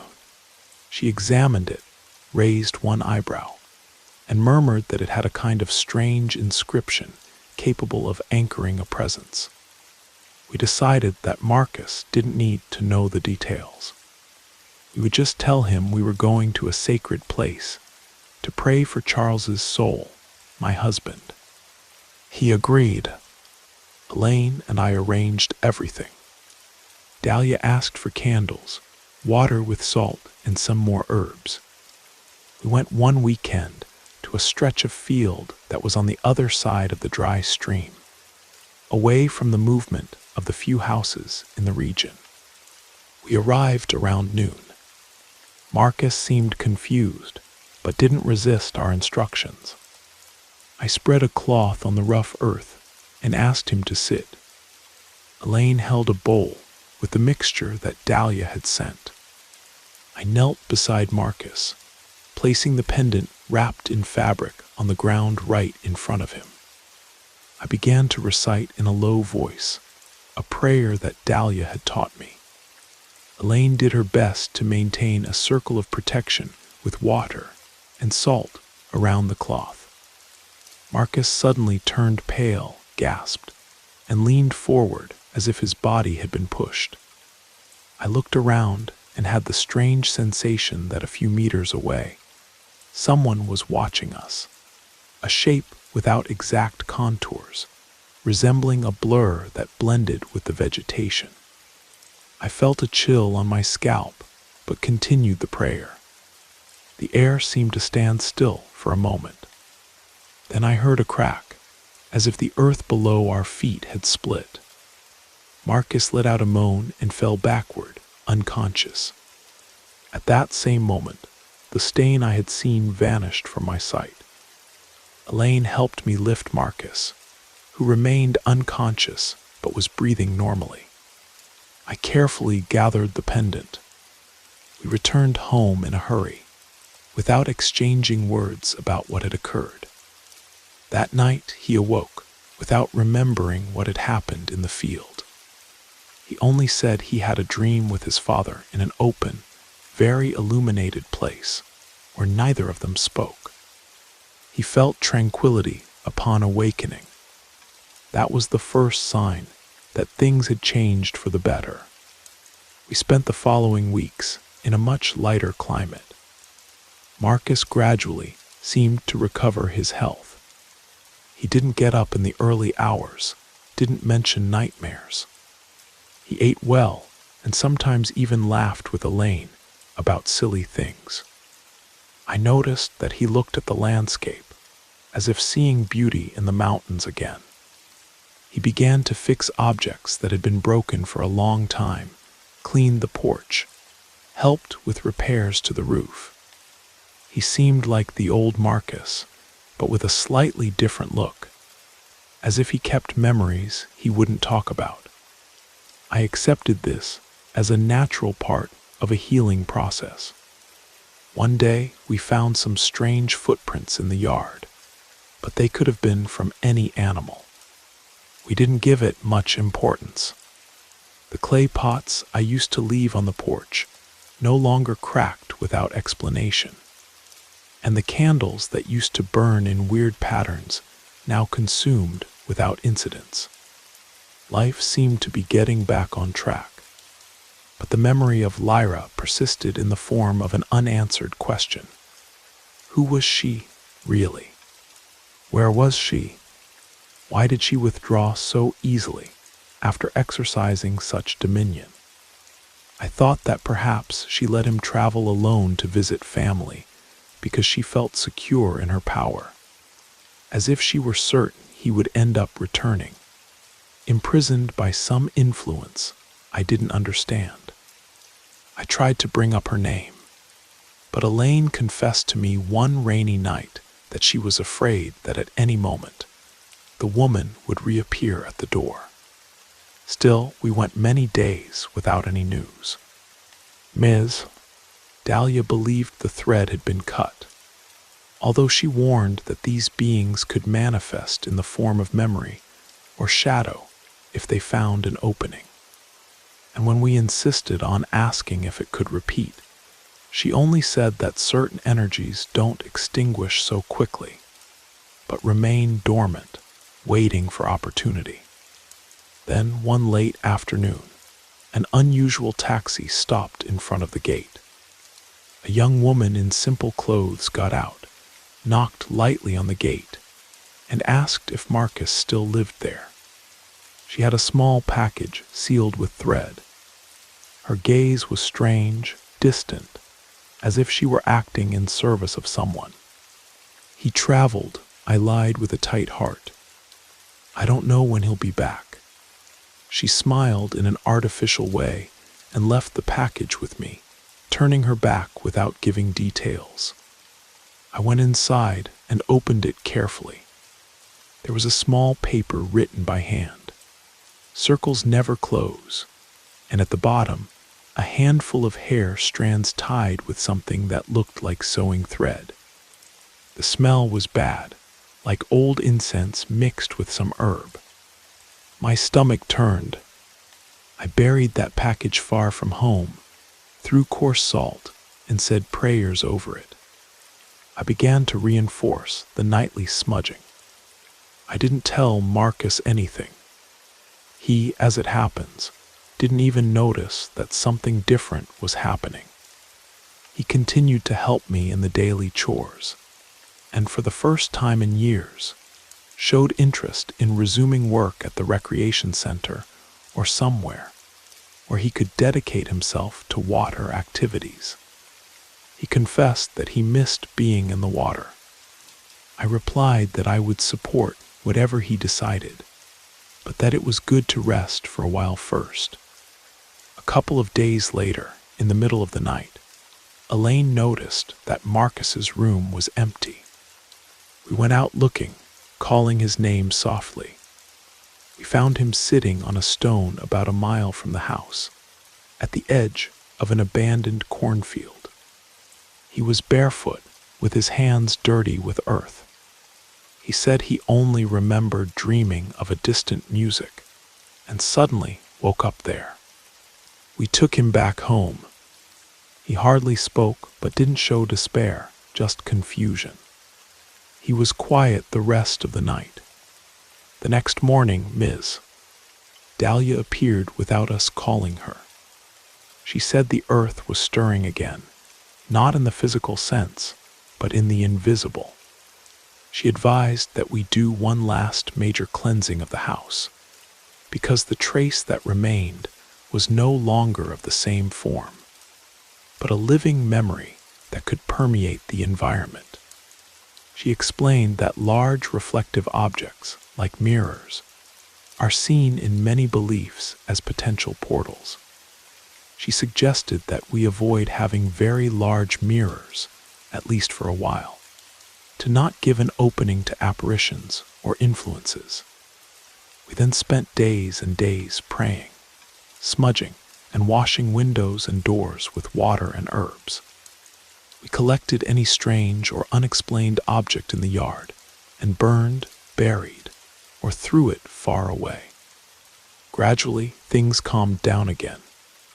Marcus stopped having episodes of sleepwalking. He slept the whole night, woke up early, helped in the kitchen, talked about future plans. We didn't touch on Lyra's name. It seemed that finally, life could move forward. Even so, from time to time, I catch my son looking fixedly at the mountains with an absent air for a few seconds. Then he blinks and returns to normal. I don't ask what he sees or what he thinks. I've learned that there are things that don't need to be said aloud. Ms. Dahlia says time will take care of erasing these traces, or at least easing them, as long as we aren't the ones to invite what remained outside to enter again. We don't hang large mirrors in the house anymore. We don't receive visitors without first confirming who it is, at least from afar. We don't leave lights off when there is a storm. These are small precautions, perhaps exaggerated to those who see from the outside, but they are part of a routine that gives us security. Elaine says that life is just like that, a struggle to protect those we love, even if against forces we don't fully understand. I still miss Charles. Sometimes I dream of him, remembering when he laughed loudly or carried the children on his back. But I never again dreamed of that sense of loss that used to torment me. Now when I think of him, I feel something closer to peace. I think that somehow I continue to be the guardian of my children in this world, and that responsibility keeps me standing. If I fear that Lyra, or whatever name hid behind that woman, will return to claim what no longer belongs to her, yes, I do. But above that, I carry the conviction that this time, it won't be so easy to break our family bonds. I've learned there is a limit to what we allow to invade us, and I chose to stay alert, to keep Marcus close to what is good, what reinvigorates him, and not to give space to what I don't understand. It's a kind of vigilance that I don't know if I'll ever completely relax, but it assures me that at least for today, we are at peace.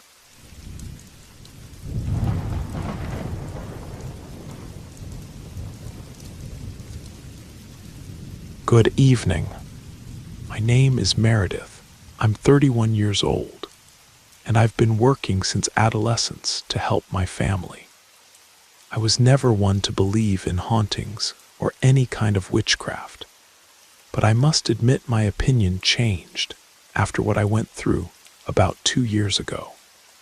I decided to write this story in detail because I feel someone else might identify with what happened, or at the very least, understand what it's like to feel your life slip through your fingers because of something you can't quite explain. I prefer not to mention the city where I live or the name of the company where everything began, partly because I no longer work there.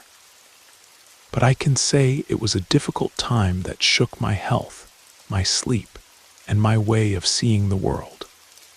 It all started when I was a receptionist at a small private clinic located in a busy district. It wasn't any major healthcare network, but it provided various services such as basic consultations and routine care, including psychology. I worked there for almost 3 years and enjoyed what I did, although the salary wasn't anything special. I've always been very organized, the type who likes to arrive on time, keep the patient spreadsheet updated, and answer the phone before it rings. Many times during that period, I made friendships with some employees, but I didn't get deeply involved with almost anyone. I would go fulfill my duties and return home. Simple as that. The story began to change around my 3rd year with the company, when one of the psychologists who worked there resigned without notice. It was something sudden. I remember that on a Thursday, she was seeing patients normally, and on Friday, she simply didn't show up. I later found out she had sent an email to the director and never returned calls again. The reasons were left hanging, and gossip began to surface. They said she had a disagreement with someone, that she was unhappy, that she had health problems. No one reached a conclusion. Shortly after, the clinic director, Mrs. Venetia, called me for a conversation. She said that in light of the changes, she needed someone to assist with internal coordination, that I already knew the patient flow, was punctual and responsible. She offered me a position as general coordination assistant. The salary was practically double what I was earning. I was so excited that I accepted on the spot. Little did I know that this step would be the trigger for everything that would come next. As soon as I took the new position, I stopped spending all my time at reception and began sharing a small office with 2 other people responsible for administrative work. There, I got to know better a colleague named Kara, who had been working in the data entry and registration area longer than I had.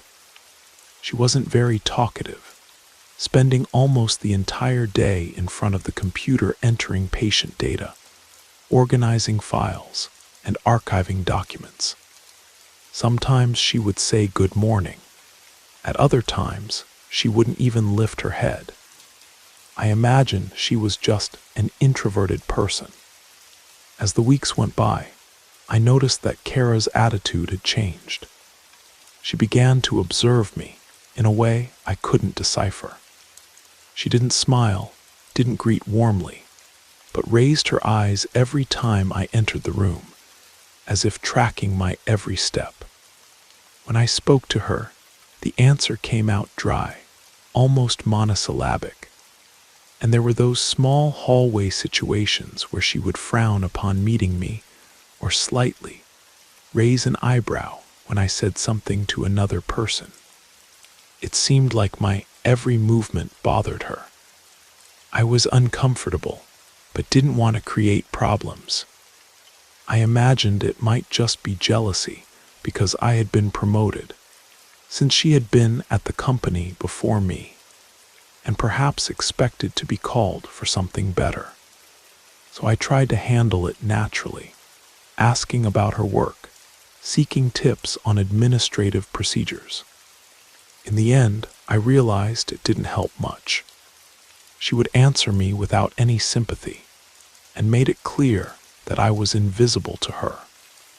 Things continued this way until one Friday, when I was already putting away my belongings to leave. Kara surprised me. She approached my desk and said in a low tone, "Hi, Meredith. My sister has a dessert studio, and she asked me to give you this complimentary sample." She extended a small brown paper package and stared at me in a way that showed no hostility. She seemed indifferent, actually.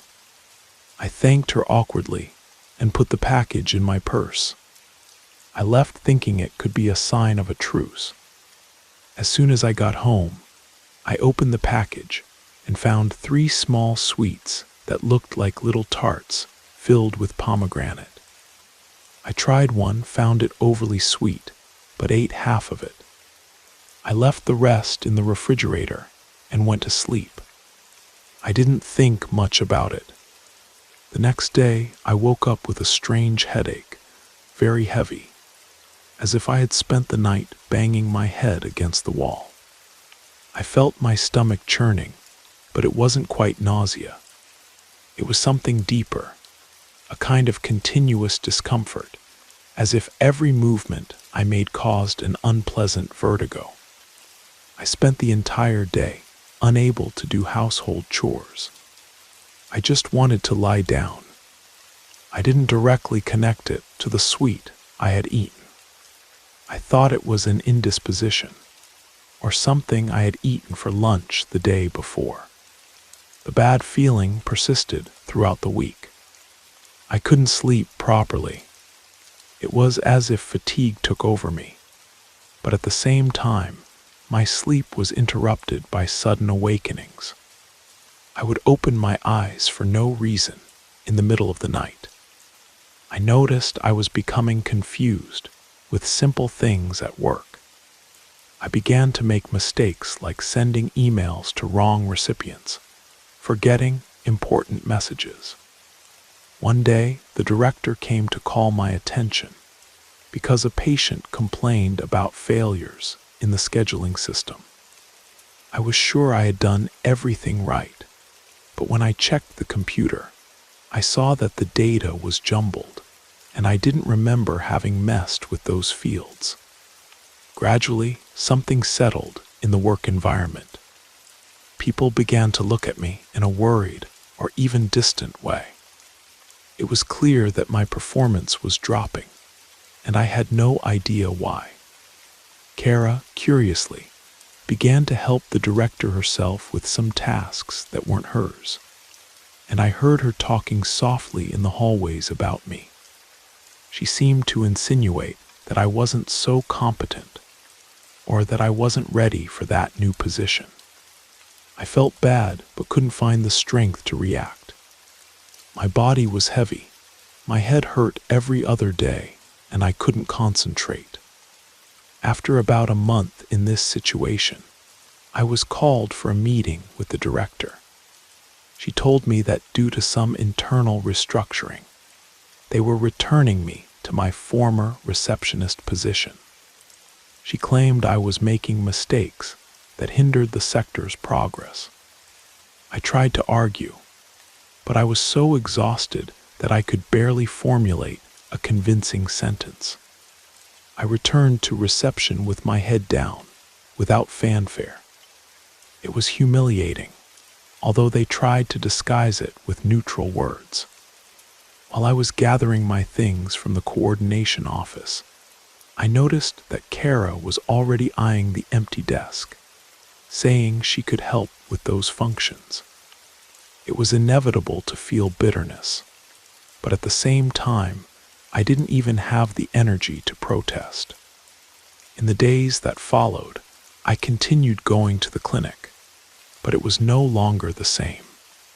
I felt confused, without will, with stronger headaches, sometimes dizziness. It seemed like everything was going wrong around me. My boss no longer trusted me. Some colleagues drifted away. And even at home, I began to have silly arguments with my boyfriend at the time. I would wake up in the middle of the night, looking at the ceiling with the impression that something was very wrong, but I didn't know how to solve it. At the end of that week, I couldn't take it anymore. I quit without serving notice. I needed rest, space to breathe. I turned off my cell phone and isolated myself. My younger sister, Ivy, came looking for me after about 3 days without contact. She found me lying in bed, covered up to my head, with an expression that, according to her, was one of pure apathy. I explained that I felt an inexplicable malaise, that I was without spirit, that everything had gone wrong at work. She looked at me seriously and asked if I believed someone might have done something against me. I shook my head, not knowing what to answer. I know a prayer woman who lives a few neighborhoods from here. People say she resolves a lot of issues with envy, hexes, those things. Let's go, Meredith. You have nothing to lose, right? I agreed, somewhat skeptical but without better options. The next day, we went to Ms. Celeste's house. It was a modest construction, with a small yard full of plants and some religious images at the entrance. We were received by her, a woman in her 60s, short and with firm speech. As soon as I set foot inside, Ms. Celeste cast me a curious look. She asked me to sit in a chair in the living room, took some sprigs of herbs, and began to recite a prayer in a low voice. I didn't understand much of what she was saying, but I felt a warmth in my chest, and at the same time, an anxiety difficult to describe. After a few minutes, the prayer woman looked at me. You have something attached to you that isn't yours. It seems to have come from someone, not from a place, who gave you something to eat or drink on a special day, or without much conversation. As if it were a gift, my heart raced. It was inevitable to remember the package that Kara had given me, but I didn't say anything immediately. Ms. Celeste asked me to close my eyes and continued to pray. With each minute, my breathing became heavier. I felt my stomach turn. I thought I was going to vomit right there, and I actually did get sick. When I ran to the bathroom, I threw up a yellowish liquid, and with it, something that resembled pieces of pomegranate, though it seemed to be wrapped in a thick mucus. I was shocked because more than a month had passed since I had tasted the sweet. However, Ms. Celeste soon explained that in many cases, what comes out isn't the physical food itself, but a concentration of bad energy that manifests this way for the body to understand the origin. Ivy was frightened, and I returned trembling to the living room. Ms. Celeste took a paper napkin, collected that almost intact piece. She said it was proof that someone had placed a negative charge on me through that food. Certain forms of bad energy attach themselves to the person in a way that doesn't kill quickly, but disrupts life step by step.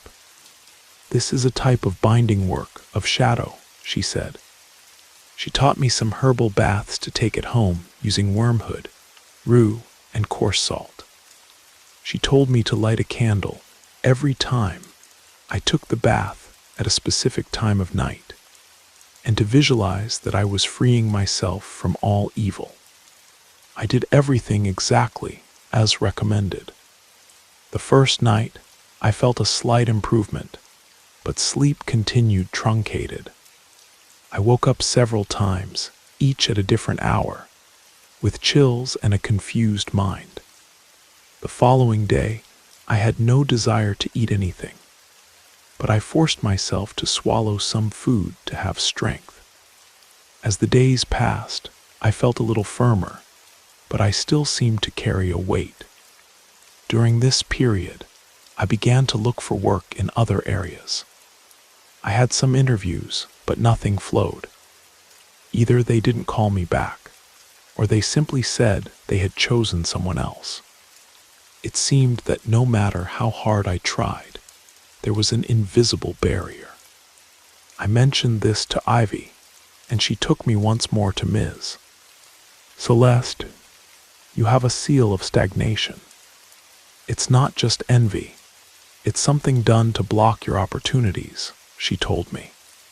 She handed me a necklace with a pendant of worked wood. Wear this always, even when sleeping. It has been blessed to protect your energy field. I returned home, slept with the necklace, and had a strange dream, though I didn't see anything very concrete.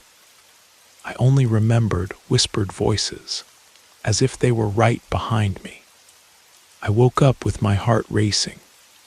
I looked at the clock. It marked 3:15 in the morning. I noticed the necklace was still intact around my neck. I felt a passing relief. However, things got worse again on the third day after that. I was on the street, leaving a small market, when I had the distinct sensation that someone was standing on the other side of the sidewalk, watching me. I turned my face and saw, just out of the corner of my eye, Kara. She was wearing dark clothes and holding a bag. She didn't call out to me, didn't move. I just had the impression it was her, and when I blinked, I didn't see anyone anymore. I tried to convince myself it was just a coincidence or my paranoia, but a tinge of fear set in. I arrived home that late afternoon and found at the entrance door a small package tied with a red ribbon. There was no identification or note. When I touched it, I felt a shiver, but I didn't want to open it. I called my sister, who was with Ms. Celeste at that moment. By video call, I showed the package. She instructed me to collect it using a glove or a cloth without touching it directly. I did that and put it in a black trash bag, one of those thick ones. Then I took it to Ms. Celeste's house the next day.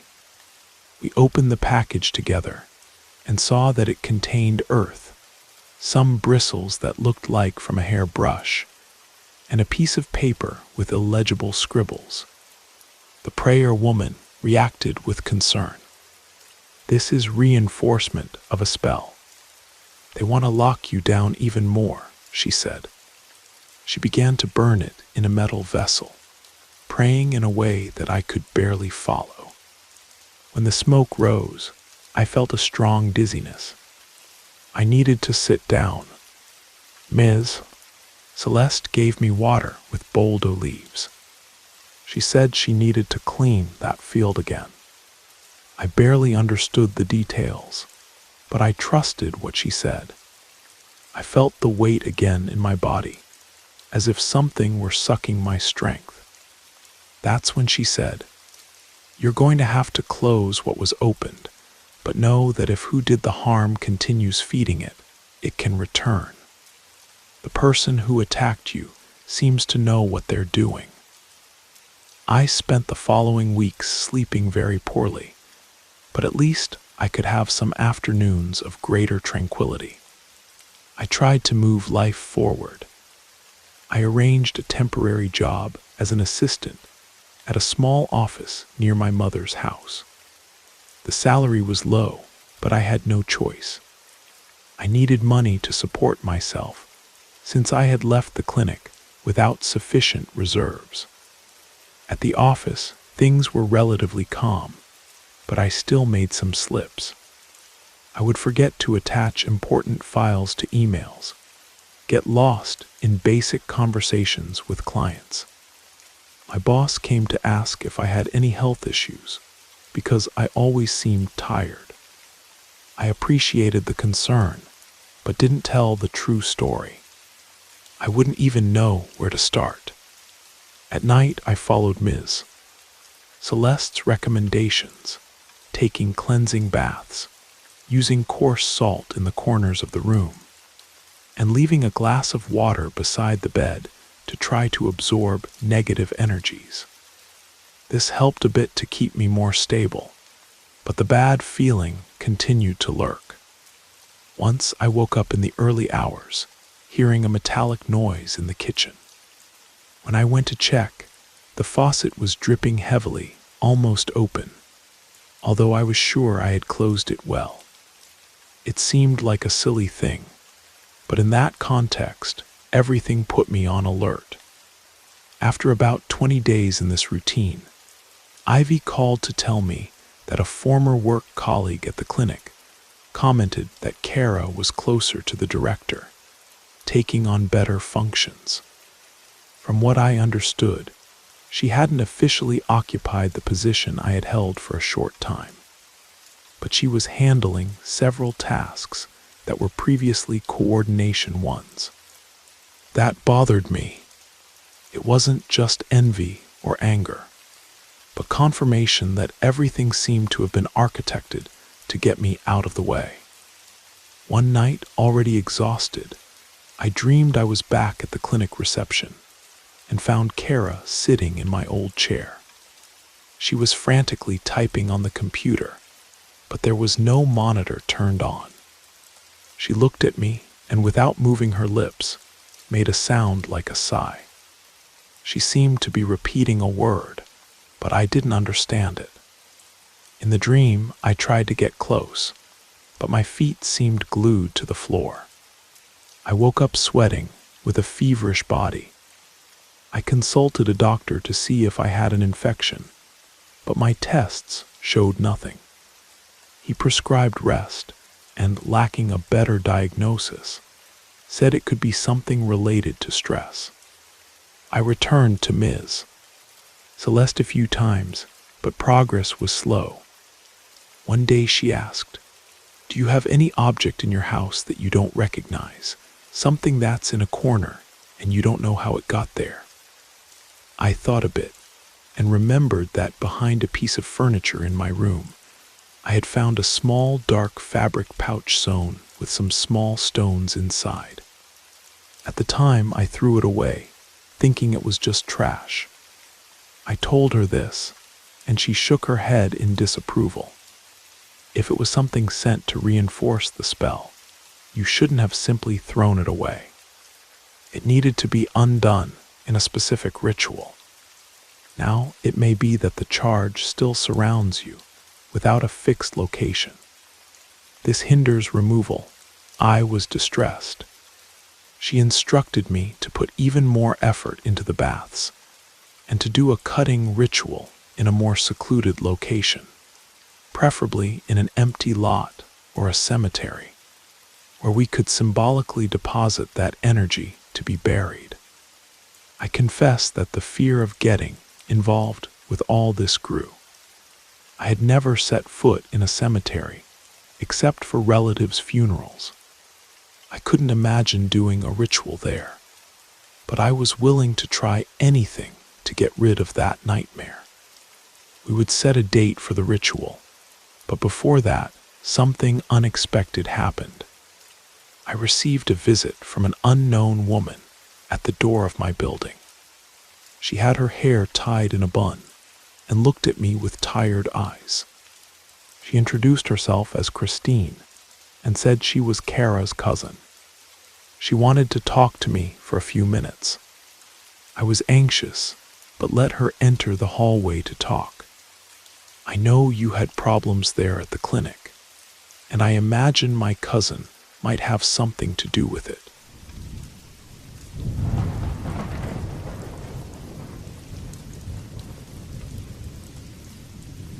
Imagine waking up in the dead of night with that gnawing hunger that won't let you fall back asleep. All you want is a quick sandwich to quiet your rumbling stomach so you can return to the comfort of your bed. But when you reach the kitchen, something unusual breaks this simple routine. The cabinet you're certain you closed is mysteriously open.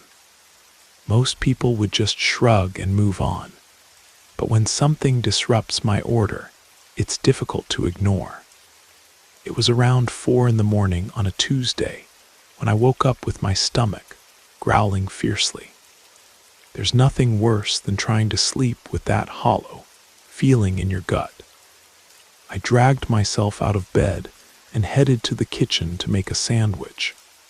But as soon as I got there, I noticed the cabinet was open. I'm extremely meticulous about always closing everything I open, so I was genuinely shocked to see this. This kind of detail bothers me more than it would most people. While many would simply close the cabinet and continue with their night, I felt compelled to investigate the house for any signs of unwelcome visitors. I searched every closet without finding anyone, but when I went downstairs to the living room, I discovered the back door completely ajar. In that moment, I was certain someone had been inside my house. I took a deep breath and, gathering my courage, went outside to turn on the patio light. That's when I saw someone sitting in one of the chairs. He looked at me with vacant eyes and slowly stood up. The man appeared disheveled, possibly homeless. His long hair reached his shoulders. He began walking toward me slowly. I stood frozen, trying to guess his intentions, almost considering him harmless. But suddenly, he lunged in my direction, and I barely had time to slam the door shut and lock it. We stared at each other for about 10 seconds through the glass, until I finally realized I should be using that time to call the police. I ran to the kitchen, grabbed the phone, and started dialing. When I looked back, he had already disappeared. I called the police anyway, but they never found any trace of the man. Every night since then, I double-check all my doors and windows before going to bed. Sometimes I still wake up at 4 in the morning, not from hunger, but from the lingering fear that someone might be sitting in my backyard, waiting for me to make a mistake.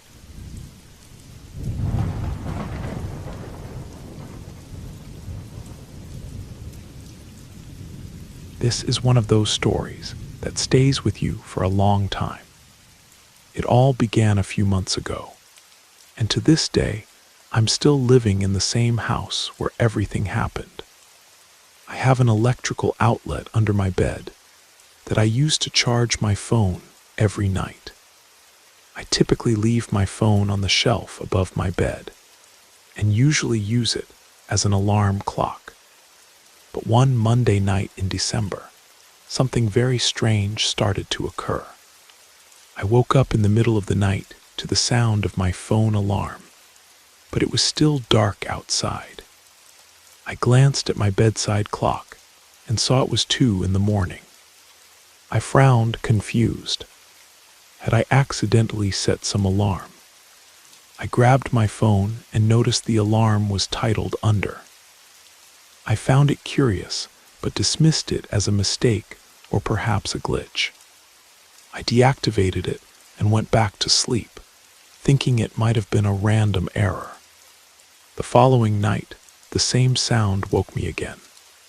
I checked the clock, 1 in the morning this time. The alarm had the title The. A chill ran down my spine. I didn't remember programming this alarm. Could someone be messing with my phone? I wondered if my roommate might be playing a prank on me. The next day, I complained to my roommate, asking her to stop the jokes as they were disrupting my sleep, especially on work nights. But she swore that no one had touched my phone, and for some reason, I believed her. That night, I decided to put a passcode on my phone and wrote it on a sticky note that I hid behind my bed. I verified that there were no extra alarms programmed, just my usual one for 7 in the morning. However, once again, I was awakened in the middle of the night. The alarm sound echoed through the silent room. It was midnight, and the alarm's title was Bed. My heart raced. Putting together the titles from the alarms of the past few nights formed the phrase, "under the bed." A wave of panic engulfed me. Who could be doing this? How did someone have access to my passcode-protected phone? My hands trembled as I held the device. I thought about calling my roommate, but hesitated. It could just be a strange coincidence, or maybe a virus on my phone. I decided to turn it off completely and leave it that way for the rest of the day, hoping the problem would disappear. That night, I decided to use the old analog alarm clock on my desk, set for 7 in the morning. I put my powered-off phone in my desk drawer and went asleep, trying to push away the disturbing thoughts. But my sleep didn't last long.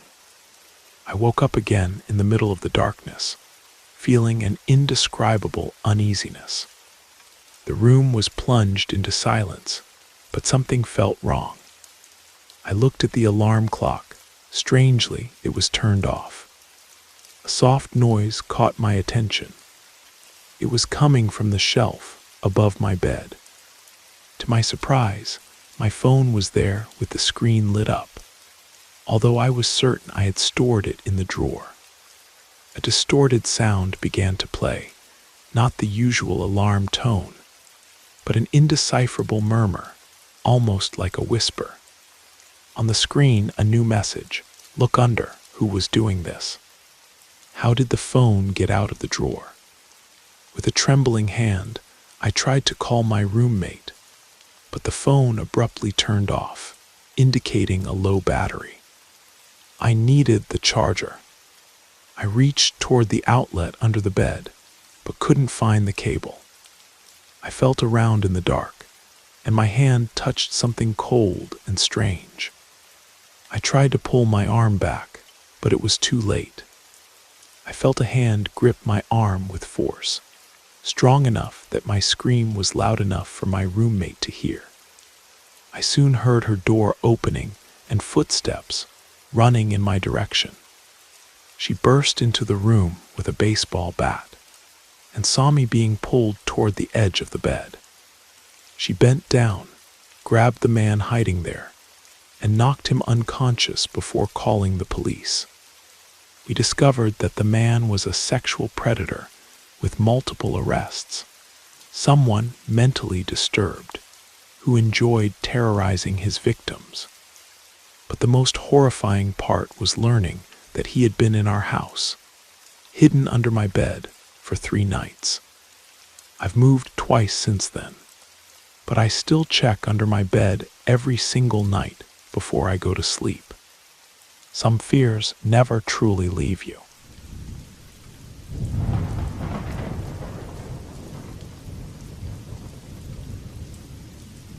The most terrifying experience I've ever had didn't even happen directly to me. I have a friend whom I'll call Ethan. We used to hang out, or at the very least, exchange messages daily. But one day, he didn't respond to any of my texts or answer my calls. I went to his apartment, which is only a few blocks away from mine, to see if everything was okay. I knocked on the door, rang the doorbell, but he didn't answer, which made me suspicious since his car was there. I got the impression that he wanted to be left alone. Later that night, I received a video call from an unknown number. I answered cautiously, keeping the camera away from my face. When a face appeared on the screen, it was Ethan. I felt relieved and showed my face too. But upon closer observation, I noticed he looked different, much more exhausted and somehow paranoid. Additionally, he was in a place I didn't recognize. I asked where he was and why he hadn't responded to my messages. He replied that he was fine and at home. I asked whose phone he was using. and he went silent for a few moments before responding. He just stared fixedly at the camera before finally saying it was his uncle's phone. I found the whole thing very strange, but before I could ask more questions, he suddenly asked if he could borrow $20,000, promising he'd pay it back. I laughed at the situation until I realized he was serious, deadly serious. His face expressed intense concern. I asked why he needed so much money, and again he went silent, just staring at me through the camera. Finally, he said he had to go, and the call ended. This was undoubtedly one of the most disturbing experiences I've ever had. I had never seen him act so strangely. Something was obviously wrong, but it was late, and I thought it would be better to go to his place the next day to talk. Early the next morning, I went straight to his apartment and rang the doorbell about 15 times. He didn't answer. I eventually gave up, thinking that if he wanted to be mysterious, it was his problem. Later that night, almost at the same time, I received another video call, this time from a different number. I answered, and again, it was Ethan. This time he looked terrible, disheveled hair, a cut on his forehead, deep dark circles under his eyes. I couldn't understand what was happening to him. He didn't say anything directly, just kept demanding the $20,000 be sent to a random address, and I kept saying no. Then he said something that still haunts me. With a trembling, nervous voice, he said, "Come on, don't point a gun at my back." I felt sick to my stomach when he said that, especially because of the slight twitch in his left eye, which I interpreted as a deliberate wink. But the call ended abruptly, and I could only imagine what was happening to him. By some stroke of luck, I remembered the address he mentioned and immediately called the police. It was an old, abandoned house in a virtually deserted block, miles from where I was. The police found Ethan in the basement, nearly beaten to death, but still in time to save him. The psychopath who did this had long since fled. Ethan doesn't like to talk about what happened, but the little he told me was that he was on his way home before dark when everything went black, and he woke up in a basement. The kidnappers had accessed his phone and were trying to extort money from his friends and family. I can't help but think about what would have happened if I hadn't picked up on his subtle cue during that video call. Sometimes the smallest details can make the difference between life and death.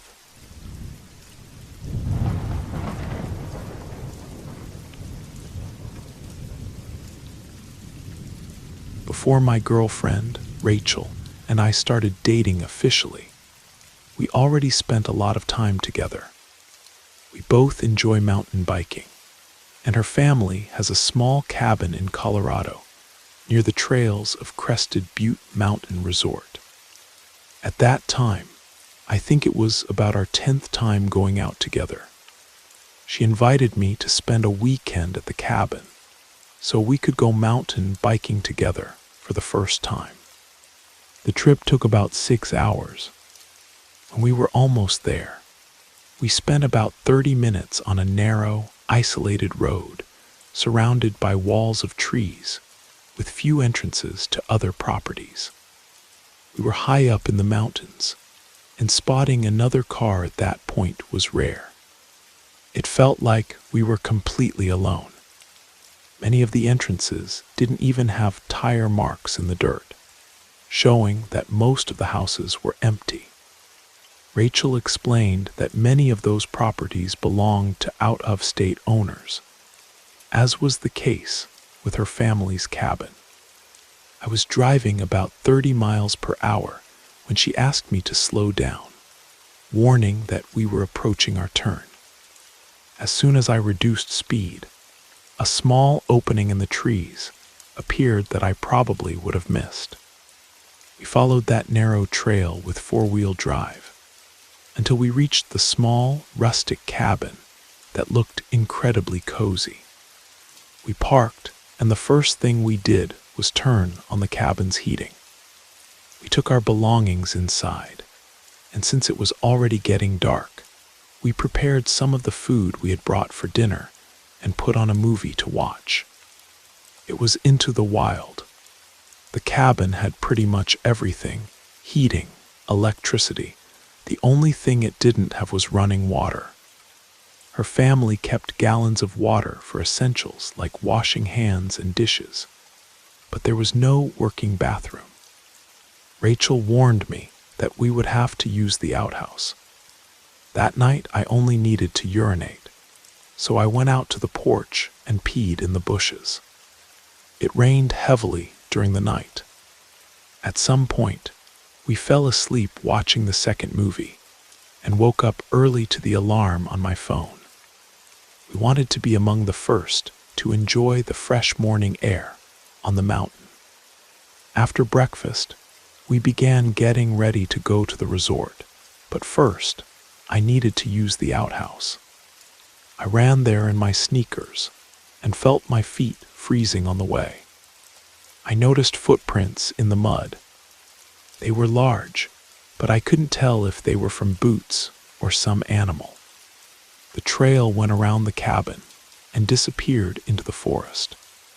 I called Rachel to look, and she said it was probably a black bear since they're quite common in the area.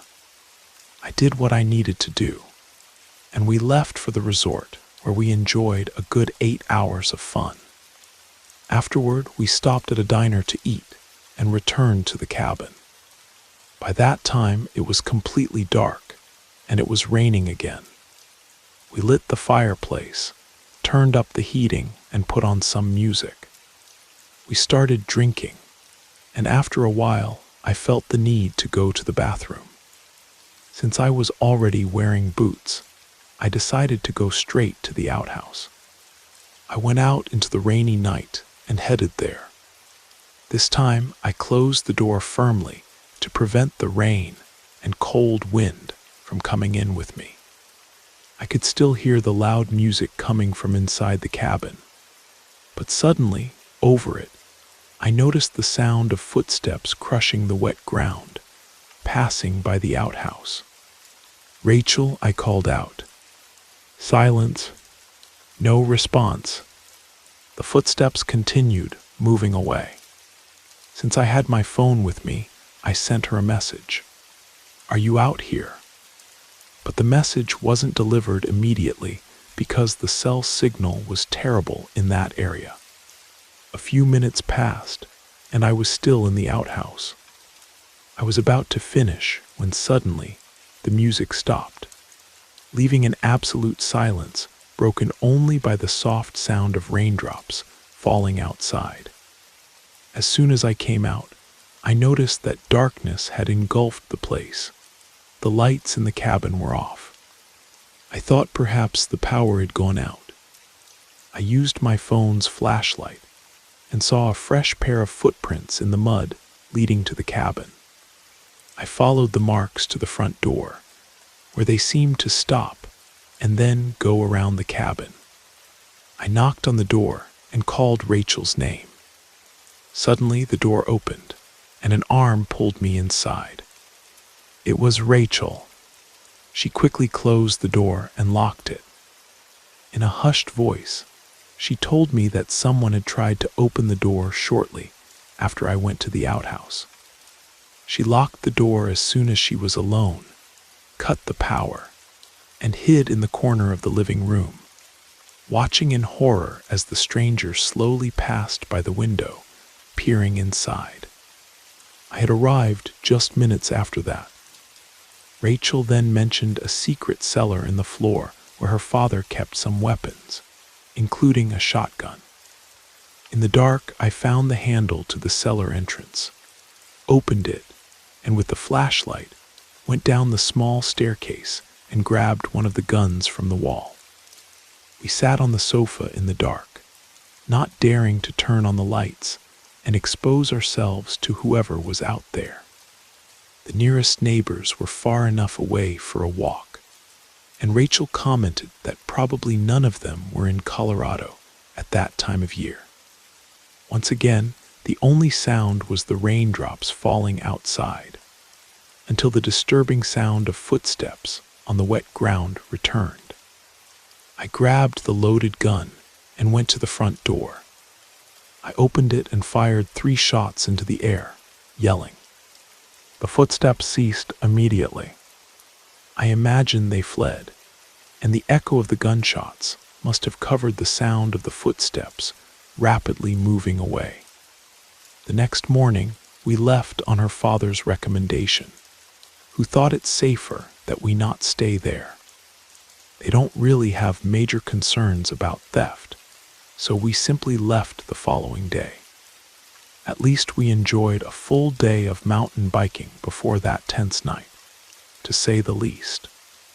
That night was an unforgettable experience, and now whenever Rachel suggests going to the cabin, I make sure we go with a larger group.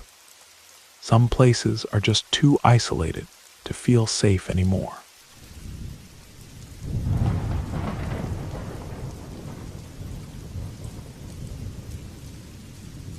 I live in Pennsylvania, and if you live around here too, you must remember how much it snowed during the winter of 2022. I used to love snow, but after what I went through, that admiration vanished. My family had planned to visit relatives in Pittsburgh over the weekend. I honestly didn't want to go. I don't get along well with them and would have much preferred to stay home. So I decided to pretend I was sick. I didn't think they would believe me, but it ended up working. They left without me, leaving the house under my responsibility, which seemed perfect. For the record, I was 19 years old at the time, so it wasn't exactly an irresponsible decision on their part. Saturday was excellent. I spent a good amount of time on my laptop, watching Netflix and playing in the snow with my dog, who loves the cold more than anything. Later, I was finishing a mission in Red Dead Redemption 2 when hunger struck. The house was full of food, but everything seemed too complicated to prepare. So I decided to go to the burger place in the village nearby. It was already dark, and the snow, although thick, had finally stopped falling. I grabbed a $20 bill, stuffed it in my pocket, put on a coat, and left. The path I take passes through a trail surrounded by trees and illuminated by some street lamps that ends very close to the main road where the burger joint is located. When I got there, the sky was completely dark. I bought a burger and fries and started my journey back home. Halfway there, while carrying my food, I heard a noise coming from the bushes to my right.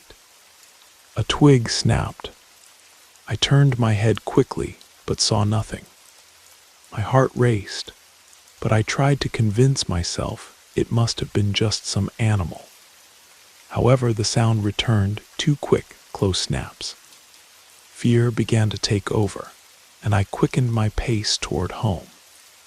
I had forgotten what awaited me further ahead. The last part of the trail practically plunged into darkness. The street lamp had been burned out for months, and the city council hadn't bothered to replace it. I let out a frustrated sigh, nervous, and continued. That's when the sound of breaking twigs ceased for a moment, and was replaced by heavy footsteps crushing the snow. I stopped and turned around, and my heart froze. There, silhouetted against the glow of the street lamp further back, a dark figure stood out, and it was running in my direction. I turned and darted through the snow, off the path, toward my house, which was only about 100 yards away. As I ran, I pulled the keys from my pocket and jammed them into the lock as soon as I reached the door. I entered and slammed it shut, locking it immediately. I peered through the door window, but there was nothing there. The streets were deserted. If everything had ended there, perhaps I wouldn't feel so bad. But things didn't stop there. Paranoia took over, keeping me awake until late. Near midnight, my dog started making a commotion, barking and scratching at the back door. Deep down, I knew why she was agitated, but I didn't want to accept it. I went to the back door, but the darkness was total, preventing me from seeing anything. I took a deep breath and turned on the light, but once again I saw nothing. The yard was empty. I pulled the dog away from the door and tried to go back to watching TV, but something continued to bother me, a strange feeling I couldn't understand. I looked at the yard and saw it was tracked only by my footprints leading to the back door, those I had made when I returned home. That's when it hit me. I had come in through the front door. A chill ran through my veins, and as I approached the back door, I realized something was very wrong. I could feel the cold air on my face. I went to the door and stopped. It was wide open. The layout of my house allows you 3 options when you enter: the living room where I was, the kitchen, or the stairs. I slowly leaned against the wall, and then I heard a subtle but unmistakable sound, a thud coming from upstairs. I grabbed the dog, snatched my phone, and ran straight to the neighbor's house. Since it was already midnight, I rang the doorbell persistently about 10 times until someone finally answered. My neighbors were irritated about being woken up, but when I explained what was happening, they let me in without hesitation. The police took about 40 minutes to arrive because of the snow, which was once again falling intensely. When they finally got there, they did a complete search of the house but found nothing. The footprints were covered by snow, but the security cameras recorded a figure leaving through the back door soon after I left, jumping the fence and disappearing into the forest behind the house. It still torments me to know that this person is out there and knows where I live. Gradually, I started sleeping better, and we installed new locks on all the doors. For a good while, I was concerned about my family's safety, and mine, of course. But the worst part came 3 days later, when the police called me. They had identified the intruder from the security footage. It was a recently escaped convict from the county jail, serving time for a series of home invasions that had turned violent. They still haven't caught him. Sometimes I wonder if he picked my house randomly, or if he had been watching us, waiting for the perfect moment when I would be alone.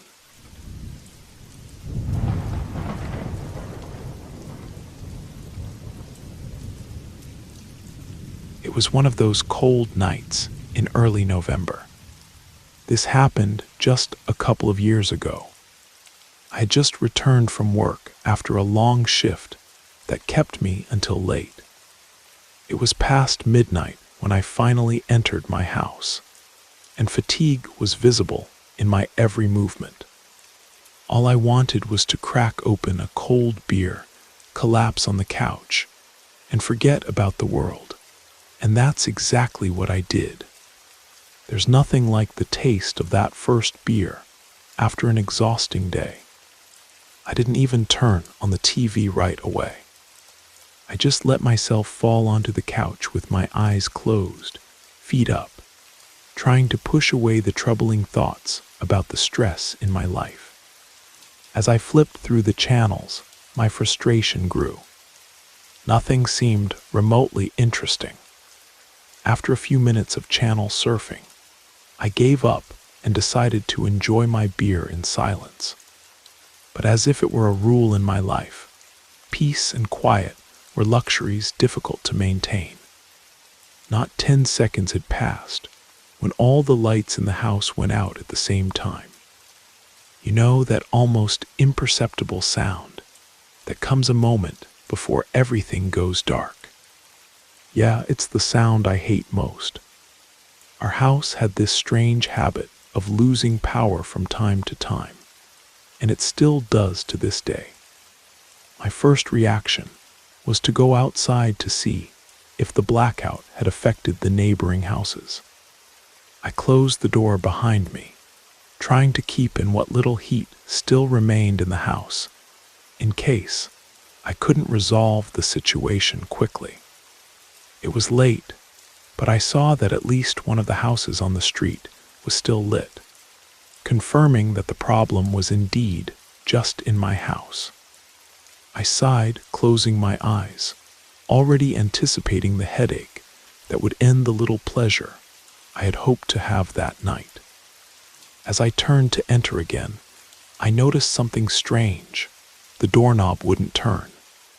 It was locked. I stood there trying to understand what was happening.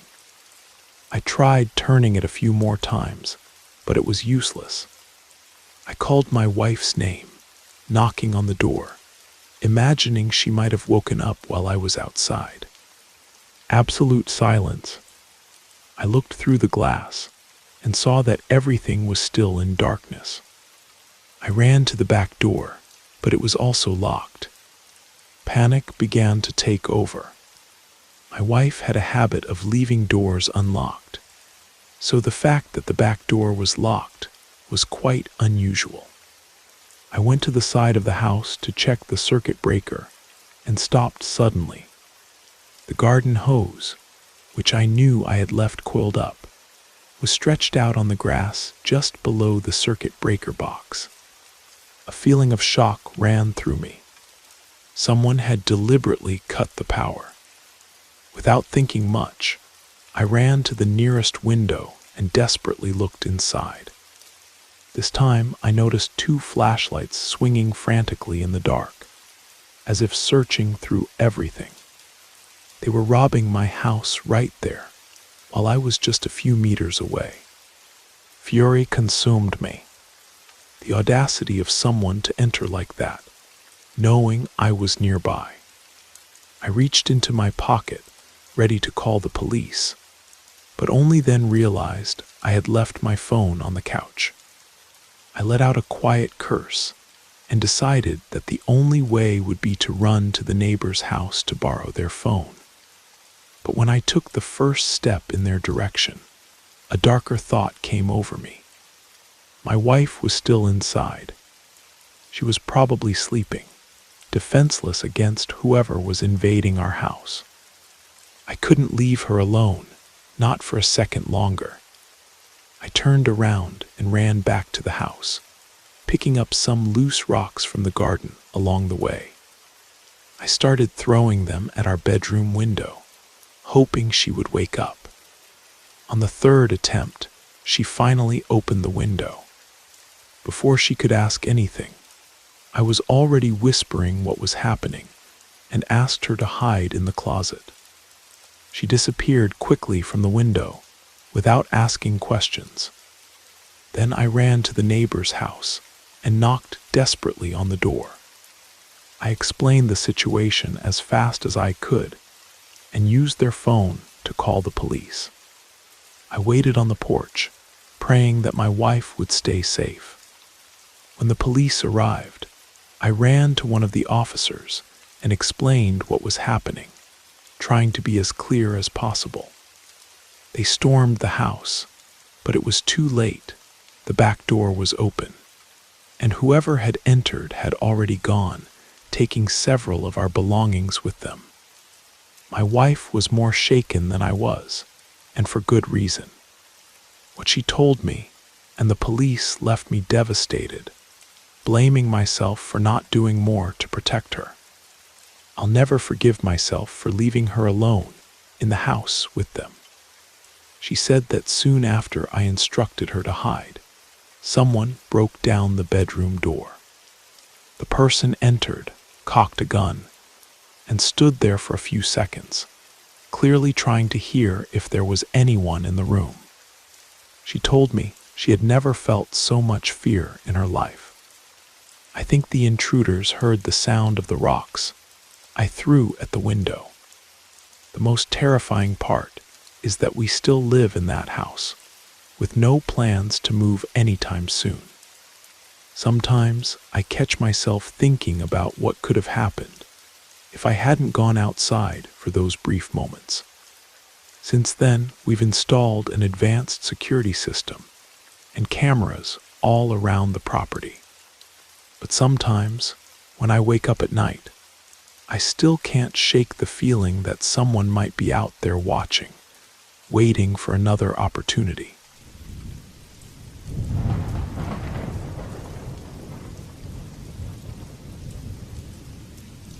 My life has always unfolded in the shadow of my older brother. I don't carry this with resentment, but it's the plain truth. He built a successful business, and I've spent much of the last 7 years trying to follow a similar path. Recently, I moved back to my parents' house to try to find my way. Returning seemed like a step backward, but it was the only option I had.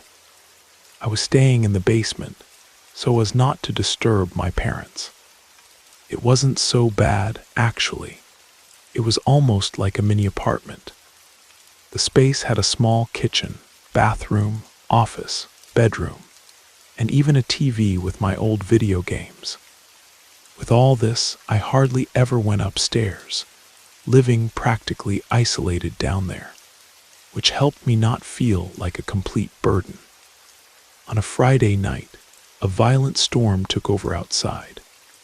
The rain hammered against the windows, and the wind was so strong that the entire house shook. I can't exaggerate how intense it was, one of the fiercest storms I had ever witnessed. My parents were away for the weekend, and I had the whole house to myself, which wasn't bad at all. That night, I was especially comfortable down in the basement. I love listening to a storm unfolding while I'm safe in a warm bed, especially in the middle of the night. There's something about the feeling of being protected amid the chaos of a storm that brings an inexplicable peace.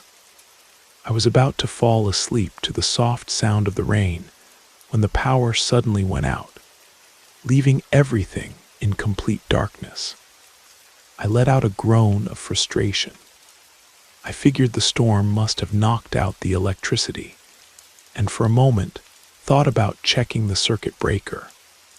But I wasn't in the mood to face the storm outside. Besides, I was already almost asleep and didn't even know exactly where the circuit breaker was located. I decided to wait and deal with it the next morning. As I tried to relax again, I heard a sound, a loud, strange thud coming from one of the basement windows. It was a heavy sound, as if something had hit it with force. My first reaction was to think that perhaps the wind had knocked down a branch or some tree. But the sound was precise and deliberate, different from anything I had heard before. Even reluctantly, I couldn't ignore it. It was something more serious than just a power outage. Reluctantly, I got out of bed, grabbed my phone, and turned on the flashlight to examine the window. The basement was in complete darkness, with only the sound of rain beating on the glass and thunder in the distance. I ran my hand over my face, trying to stay awake, and raised my phone to illuminate the window. At that moment, my heart nearly stopped. A face was pressed against the glass, staring at me. The man had wide eyes, pale and soaked skin, and for a brief second he made eye contact with me. As soon as he realized I was looking at him, he moved away from the window. I recoiled, almost dropping my phone. What had I just seen? My heart raced and my breathing became labored, but I didn't have time to process what had happened because seconds later, I began to hear another sound, footsteps. I listened carefully. The floor above me creaked slightly. There were people in the house. Between what I had seen and what I was hearing, I was on the verge of losing control. I was alone, and my house was being invaded. And worse, one of them knew I was in the basement. I couldn't think clearly. Everything was happening too quickly. But I knew I had to do something.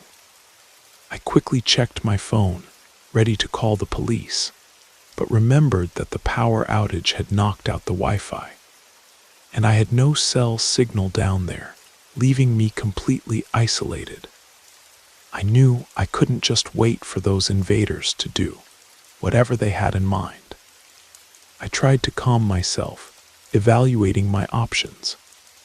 I couldn't let those people roam through the house, but confronting them head-on was unthinkable. I was trapped in a no-win situation. I decided to sneak upstairs and try to exit through the front door, without making noise to call the police from outside. I had no other choice. Walking as quietly as possible, I went to the basement stairs. I still remember the pure fear of that moment. You never know how your body will react to something traumatic until you're living it. When I reached the top, I peered around the corner of the staircase. My heart sank when I saw 3 figures with flashlights walking through the completely dark house. I observed for a few seconds, paralyzed with fear. A flashlight passed over one of them long enough for me to notice what he was carrying: a gun. I was frozen, all muscles tense. I stood watching as they murmured among themselves in low voices. It was then that I heard one of them say something that made everything even more frightening, if that was possible. In a calm, almost casual voice, he said, "Jason is in the basement. Go get him." I can't describe the terror I felt. How did they know my name? I went back down the stairs as silently as possible, trying to keep my breathing under control. But I was falling apart inside. I knew I didn't have much time. They were coming after me, and I had no idea what they would do when they found me. I frantically looked around for a hiding place. There was no time. I needed to get out of there that minute, or it would be my end. The only possible exit was one of the basement windows, but they were all locked from the inside. I had no other choice. I grabbed a small stool, climbed up to one of the window wells, and broke the glass with my elbow. Shards flew everywhere, but I didn't care. I crawled out through the broken window, immediately being drenched by the rain. I felt cuts all over my body, but the pain was dulled by adrenaline and fear. The rain soaked me completely as I ran through the mud, trying not to slip. When I was at a safe distance from the house, I finally got a signal and called the police. My hands were shaking so much I could barely hold the phone. When the police arrived and searched the house, the intruders were already gone. They had taken so many things that I couldn't even list them all. The power outage had been intentional, which wasn't a surprise. My parents were furious and threatened to kick me out of the house. I had to practically beg them to reconsider, insisting that there was nothing more I could have done. Eventually, they calmed down, but I'm still shaken. To this day, I have no idea who those people were or how they knew my name. What scares me most is thinking about what might have happened if they had found me. The police later told me they believed it was a coordinated break-in by a group that had been targeting homes in the area. They theorized that the intruders might have learned my name from mail or documents in the house. But what bothers me most is that they seem to know I was there alone. It makes me wonder if they had been watching the house for days, waiting for my parents to leave.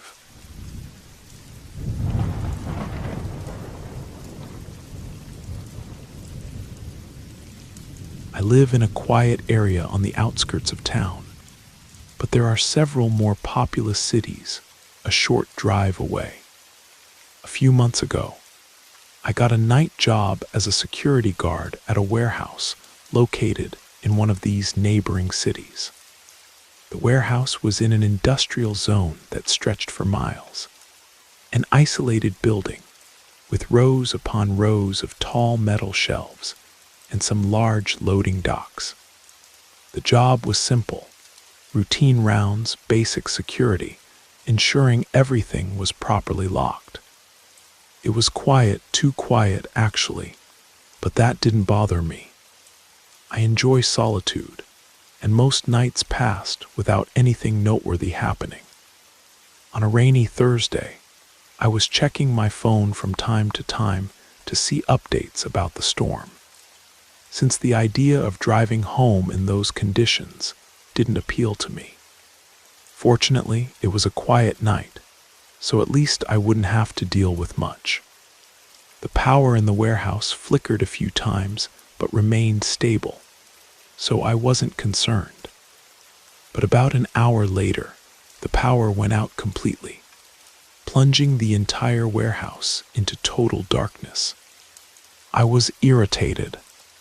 I was the only staff member on duty, so it was up to me to resolve the situation. Although I had been trained for something like this, I never imagined I would actually have to deal with it. I left my small security office to start the procedure. I had been instructed to disconnect some of the large machines before checking the circuit breakers, so I began there. The flashlight was my only light source, and I'll be honest, the environment was frightening. The silence seemed denser in the darkness, and every creak of the building sounded even louder without the hum of the lights. My footsteps echoed intensely, creating a strange sensation as I walked. While walking down one of the corridors, I heard a loud metallic bang echoing from somewhere deeper in the warehouse. It startled me, but I ignored it, thinking it was the wind from the storm moving the roof or the metal shutters. Still, I decided to check corridor by corridor. As I turned a corner, I stopped abruptly. A faint beam of light was moving along the shelves ahead. It looked exactly like the beam from my flashlight. Within seconds, the light disappeared, but I knew I had seen it. No one should be there until the next morning. I felt my heart race. What on earth would someone be doing there? I thought about calling out, but decided against it. When I reached the spot where I had seen the light, it was already gone. The corridor was empty, just rows of boxes and shelves full of merchandise. I began to get uneasy, because I knew I wasn't imagining things.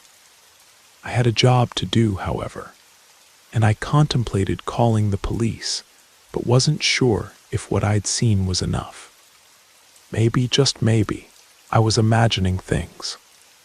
On second thought, if the company hadn't provided me with a taser, I probably would have called the police right then and there.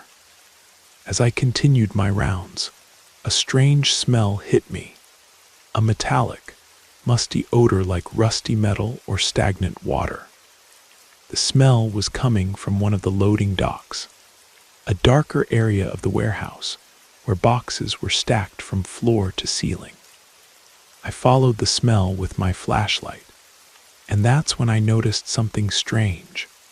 The light reflected off the polished concrete floor, revealing two sets of wet footprints leading to one of the storage corridors. At that moment, the urge to run in the opposite direction and call the police was strong, but I knew I couldn't. If someone was in there, it was my responsibility to deal with it. After all, that was my job. Curiosity ended up speaking louder, and I decided to follow the footprints, keeping my flashlight low, trying not to make it clear where I was. As I approached, I began to hear low, almost inaudible whispers, as if two people were talking a few meters away. I couldn't understand the words, but something in the tone seemed tense, almost desperate. I turned off my flashlight and held my breath, trying to move without making any noise. With the taser firmly in my hand, I approached the whispers. When I turned the corner, I raised the flashlight to confront whoever was there. But to my surprise, there was no one in front of me. The whispers had also ceased, which was surreal. They had been there, very close. How could they have disappeared so quickly? The whole situation had me on edge. I decided I wasn't getting paid enough to deal with this, and that the best option was to draw a straight line to the circuit breaker room and turn the power back on without wasting time on other tasks. I arrived at the location and began fiddling with the breakers in the dark. While doing this, I heard something scratch the floor near me. I turned the flashlight around and spotted the tip of a metal tool a few meters away, a crowbar. It hadn't been there before. The situation had become serious. Whoever was there probably had less than friendly intentions. I shouted that I was armed, although it was a bluff considering I only had the taser. I needed to get out of there as soon as possible. My nerves were on the verge of collapse, but I knew my safety was more important than any consequences I might face for leaving like that. As I headed for the exit, a loud metallic sound reverberated from the other side of the building, followed by the clear sound of rapid footsteps. I felt the adrenaline take over, and I began running toward the noise. As I turned the corner, I came face to face with them. In the middle of the corridor were two figures dressed entirely in black. One of them was holding a crowbar identical to the one I had seen earlier. They looked at me for a moment, and without any warning, they began running in my direction. I didn't think twice. I simply turned and ran. All the confidence I had gathered disappeared in an instant. I could hear their footsteps echoing behind me, but I didn't dare look back. I zigzagged through the corridors, hoping I knew the place better than they did. After what seemed like an eternity, the footsteps finally faded. I stopped trying to catch my breath and realized they had stopped following me. Carefully, I made my way to the exit door and immediately left. I called the police right away, asking them to come as quickly as possible. They did arrive quickly, and I was very grateful for that. Of course, those two strangers had long since disappeared, but the police were attentive and even helped me turn the power back on. My boss, on the other hand, wasn't so understanding. He gave me a severe reprimand for leaving the building, and I almost lost my job because of the incident. To this day, I can't get over how strange the situation was. It was clear that those people were there to intimidate me, but even so, they chased me with a weapon in hand. The worst part is that I still work in that warehouse during the night, although now my boss always schedules at least 2 people for the night shift. I'm still trying to understand everything that happened. I'm just relieved those guys didn't catch up to me. The police suggested they were probably looking to steal inventory and weren't expecting a security guard to be present. The warehouse stored some valuable electronics, which would explain their interest. What's strange is that they didn't just run away when they saw me. They actually chased me down. That's the part that still keeps me on edge during my night shifts.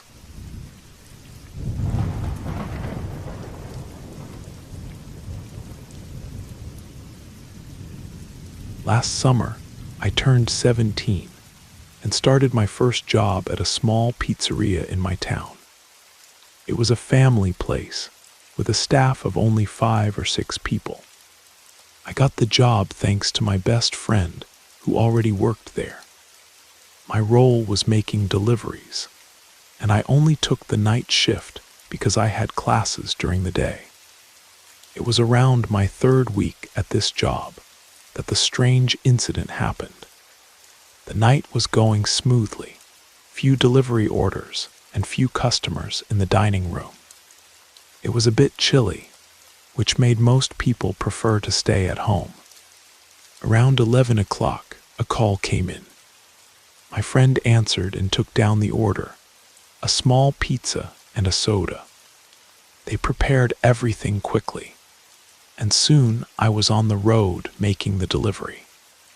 The address wasn't far, just about 10 minutes away, but when I entered the street, I was faced with a pothole and realized the road was full of cracks and irregularities.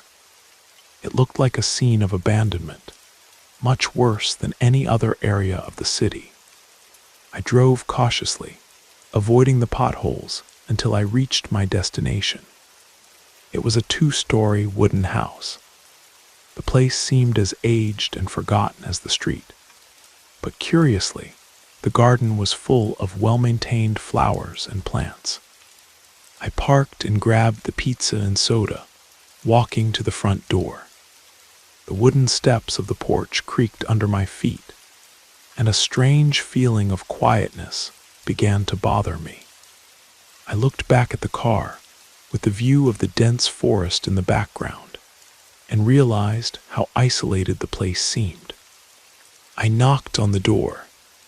After a few moments, I heard sounds from the other side, and the floor creaking as if someone was walking slowly through the interior of the house, coming ever closer.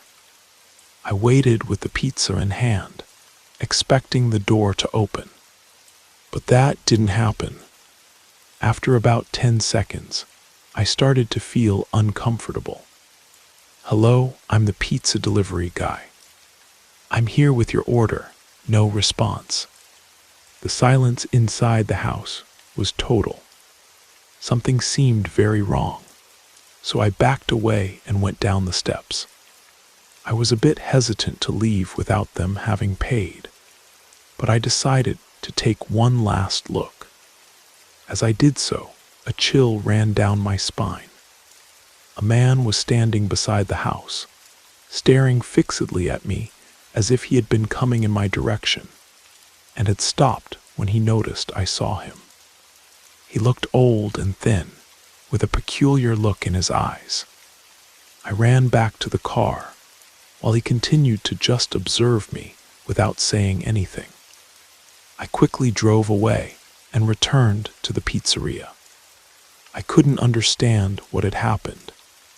My friends suggested it might have been a prank, but that man seemed too old for that kind of thing. All I know is that I was relieved to have left in time, because I have no idea what would have happened if he had reached me on the porch. The next day, my manager called me into his office. Apparently, someone had called the restaurant to complain that their pizza never arrived. When we checked the address against the previous night's order, it was completely different, not even in the same neighborhood. I had delivered a pizza to an address that hadn't ordered anything. Confused, we checked the caller ID from the previous night's order. The number didn't exist. A week later, I was making another delivery in a different part of town when I saw a newspaper at the customer's doorstep. The headline caught my eye instantly. Local recluse found dead in home after decades. The picture showed the same house I had delivered to. According to the article, the man had died 20 years earlier. But because he had no family and the house was so isolated, no one had discovered his body until a utility worker came to disconnect the long unpaid services. The article mentioned that locals had reported seeing lights in the house, and even claiming to have seen the man walking in the garden over the years. I never told anyone at work what I saw, and I quit the job the following week. Some things just can't be explained, and I wasn't keen on making any more late-night deliveries after that. To this day, I still wonder about who or what placed that order and who was standing next to that house. But some questions are better left unanswered.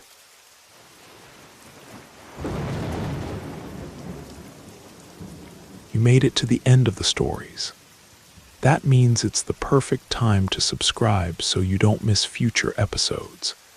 And if you haven't already, leave a like and drop a comment. I'd love to hear your thoughts. Have a great time relaxing, and good night.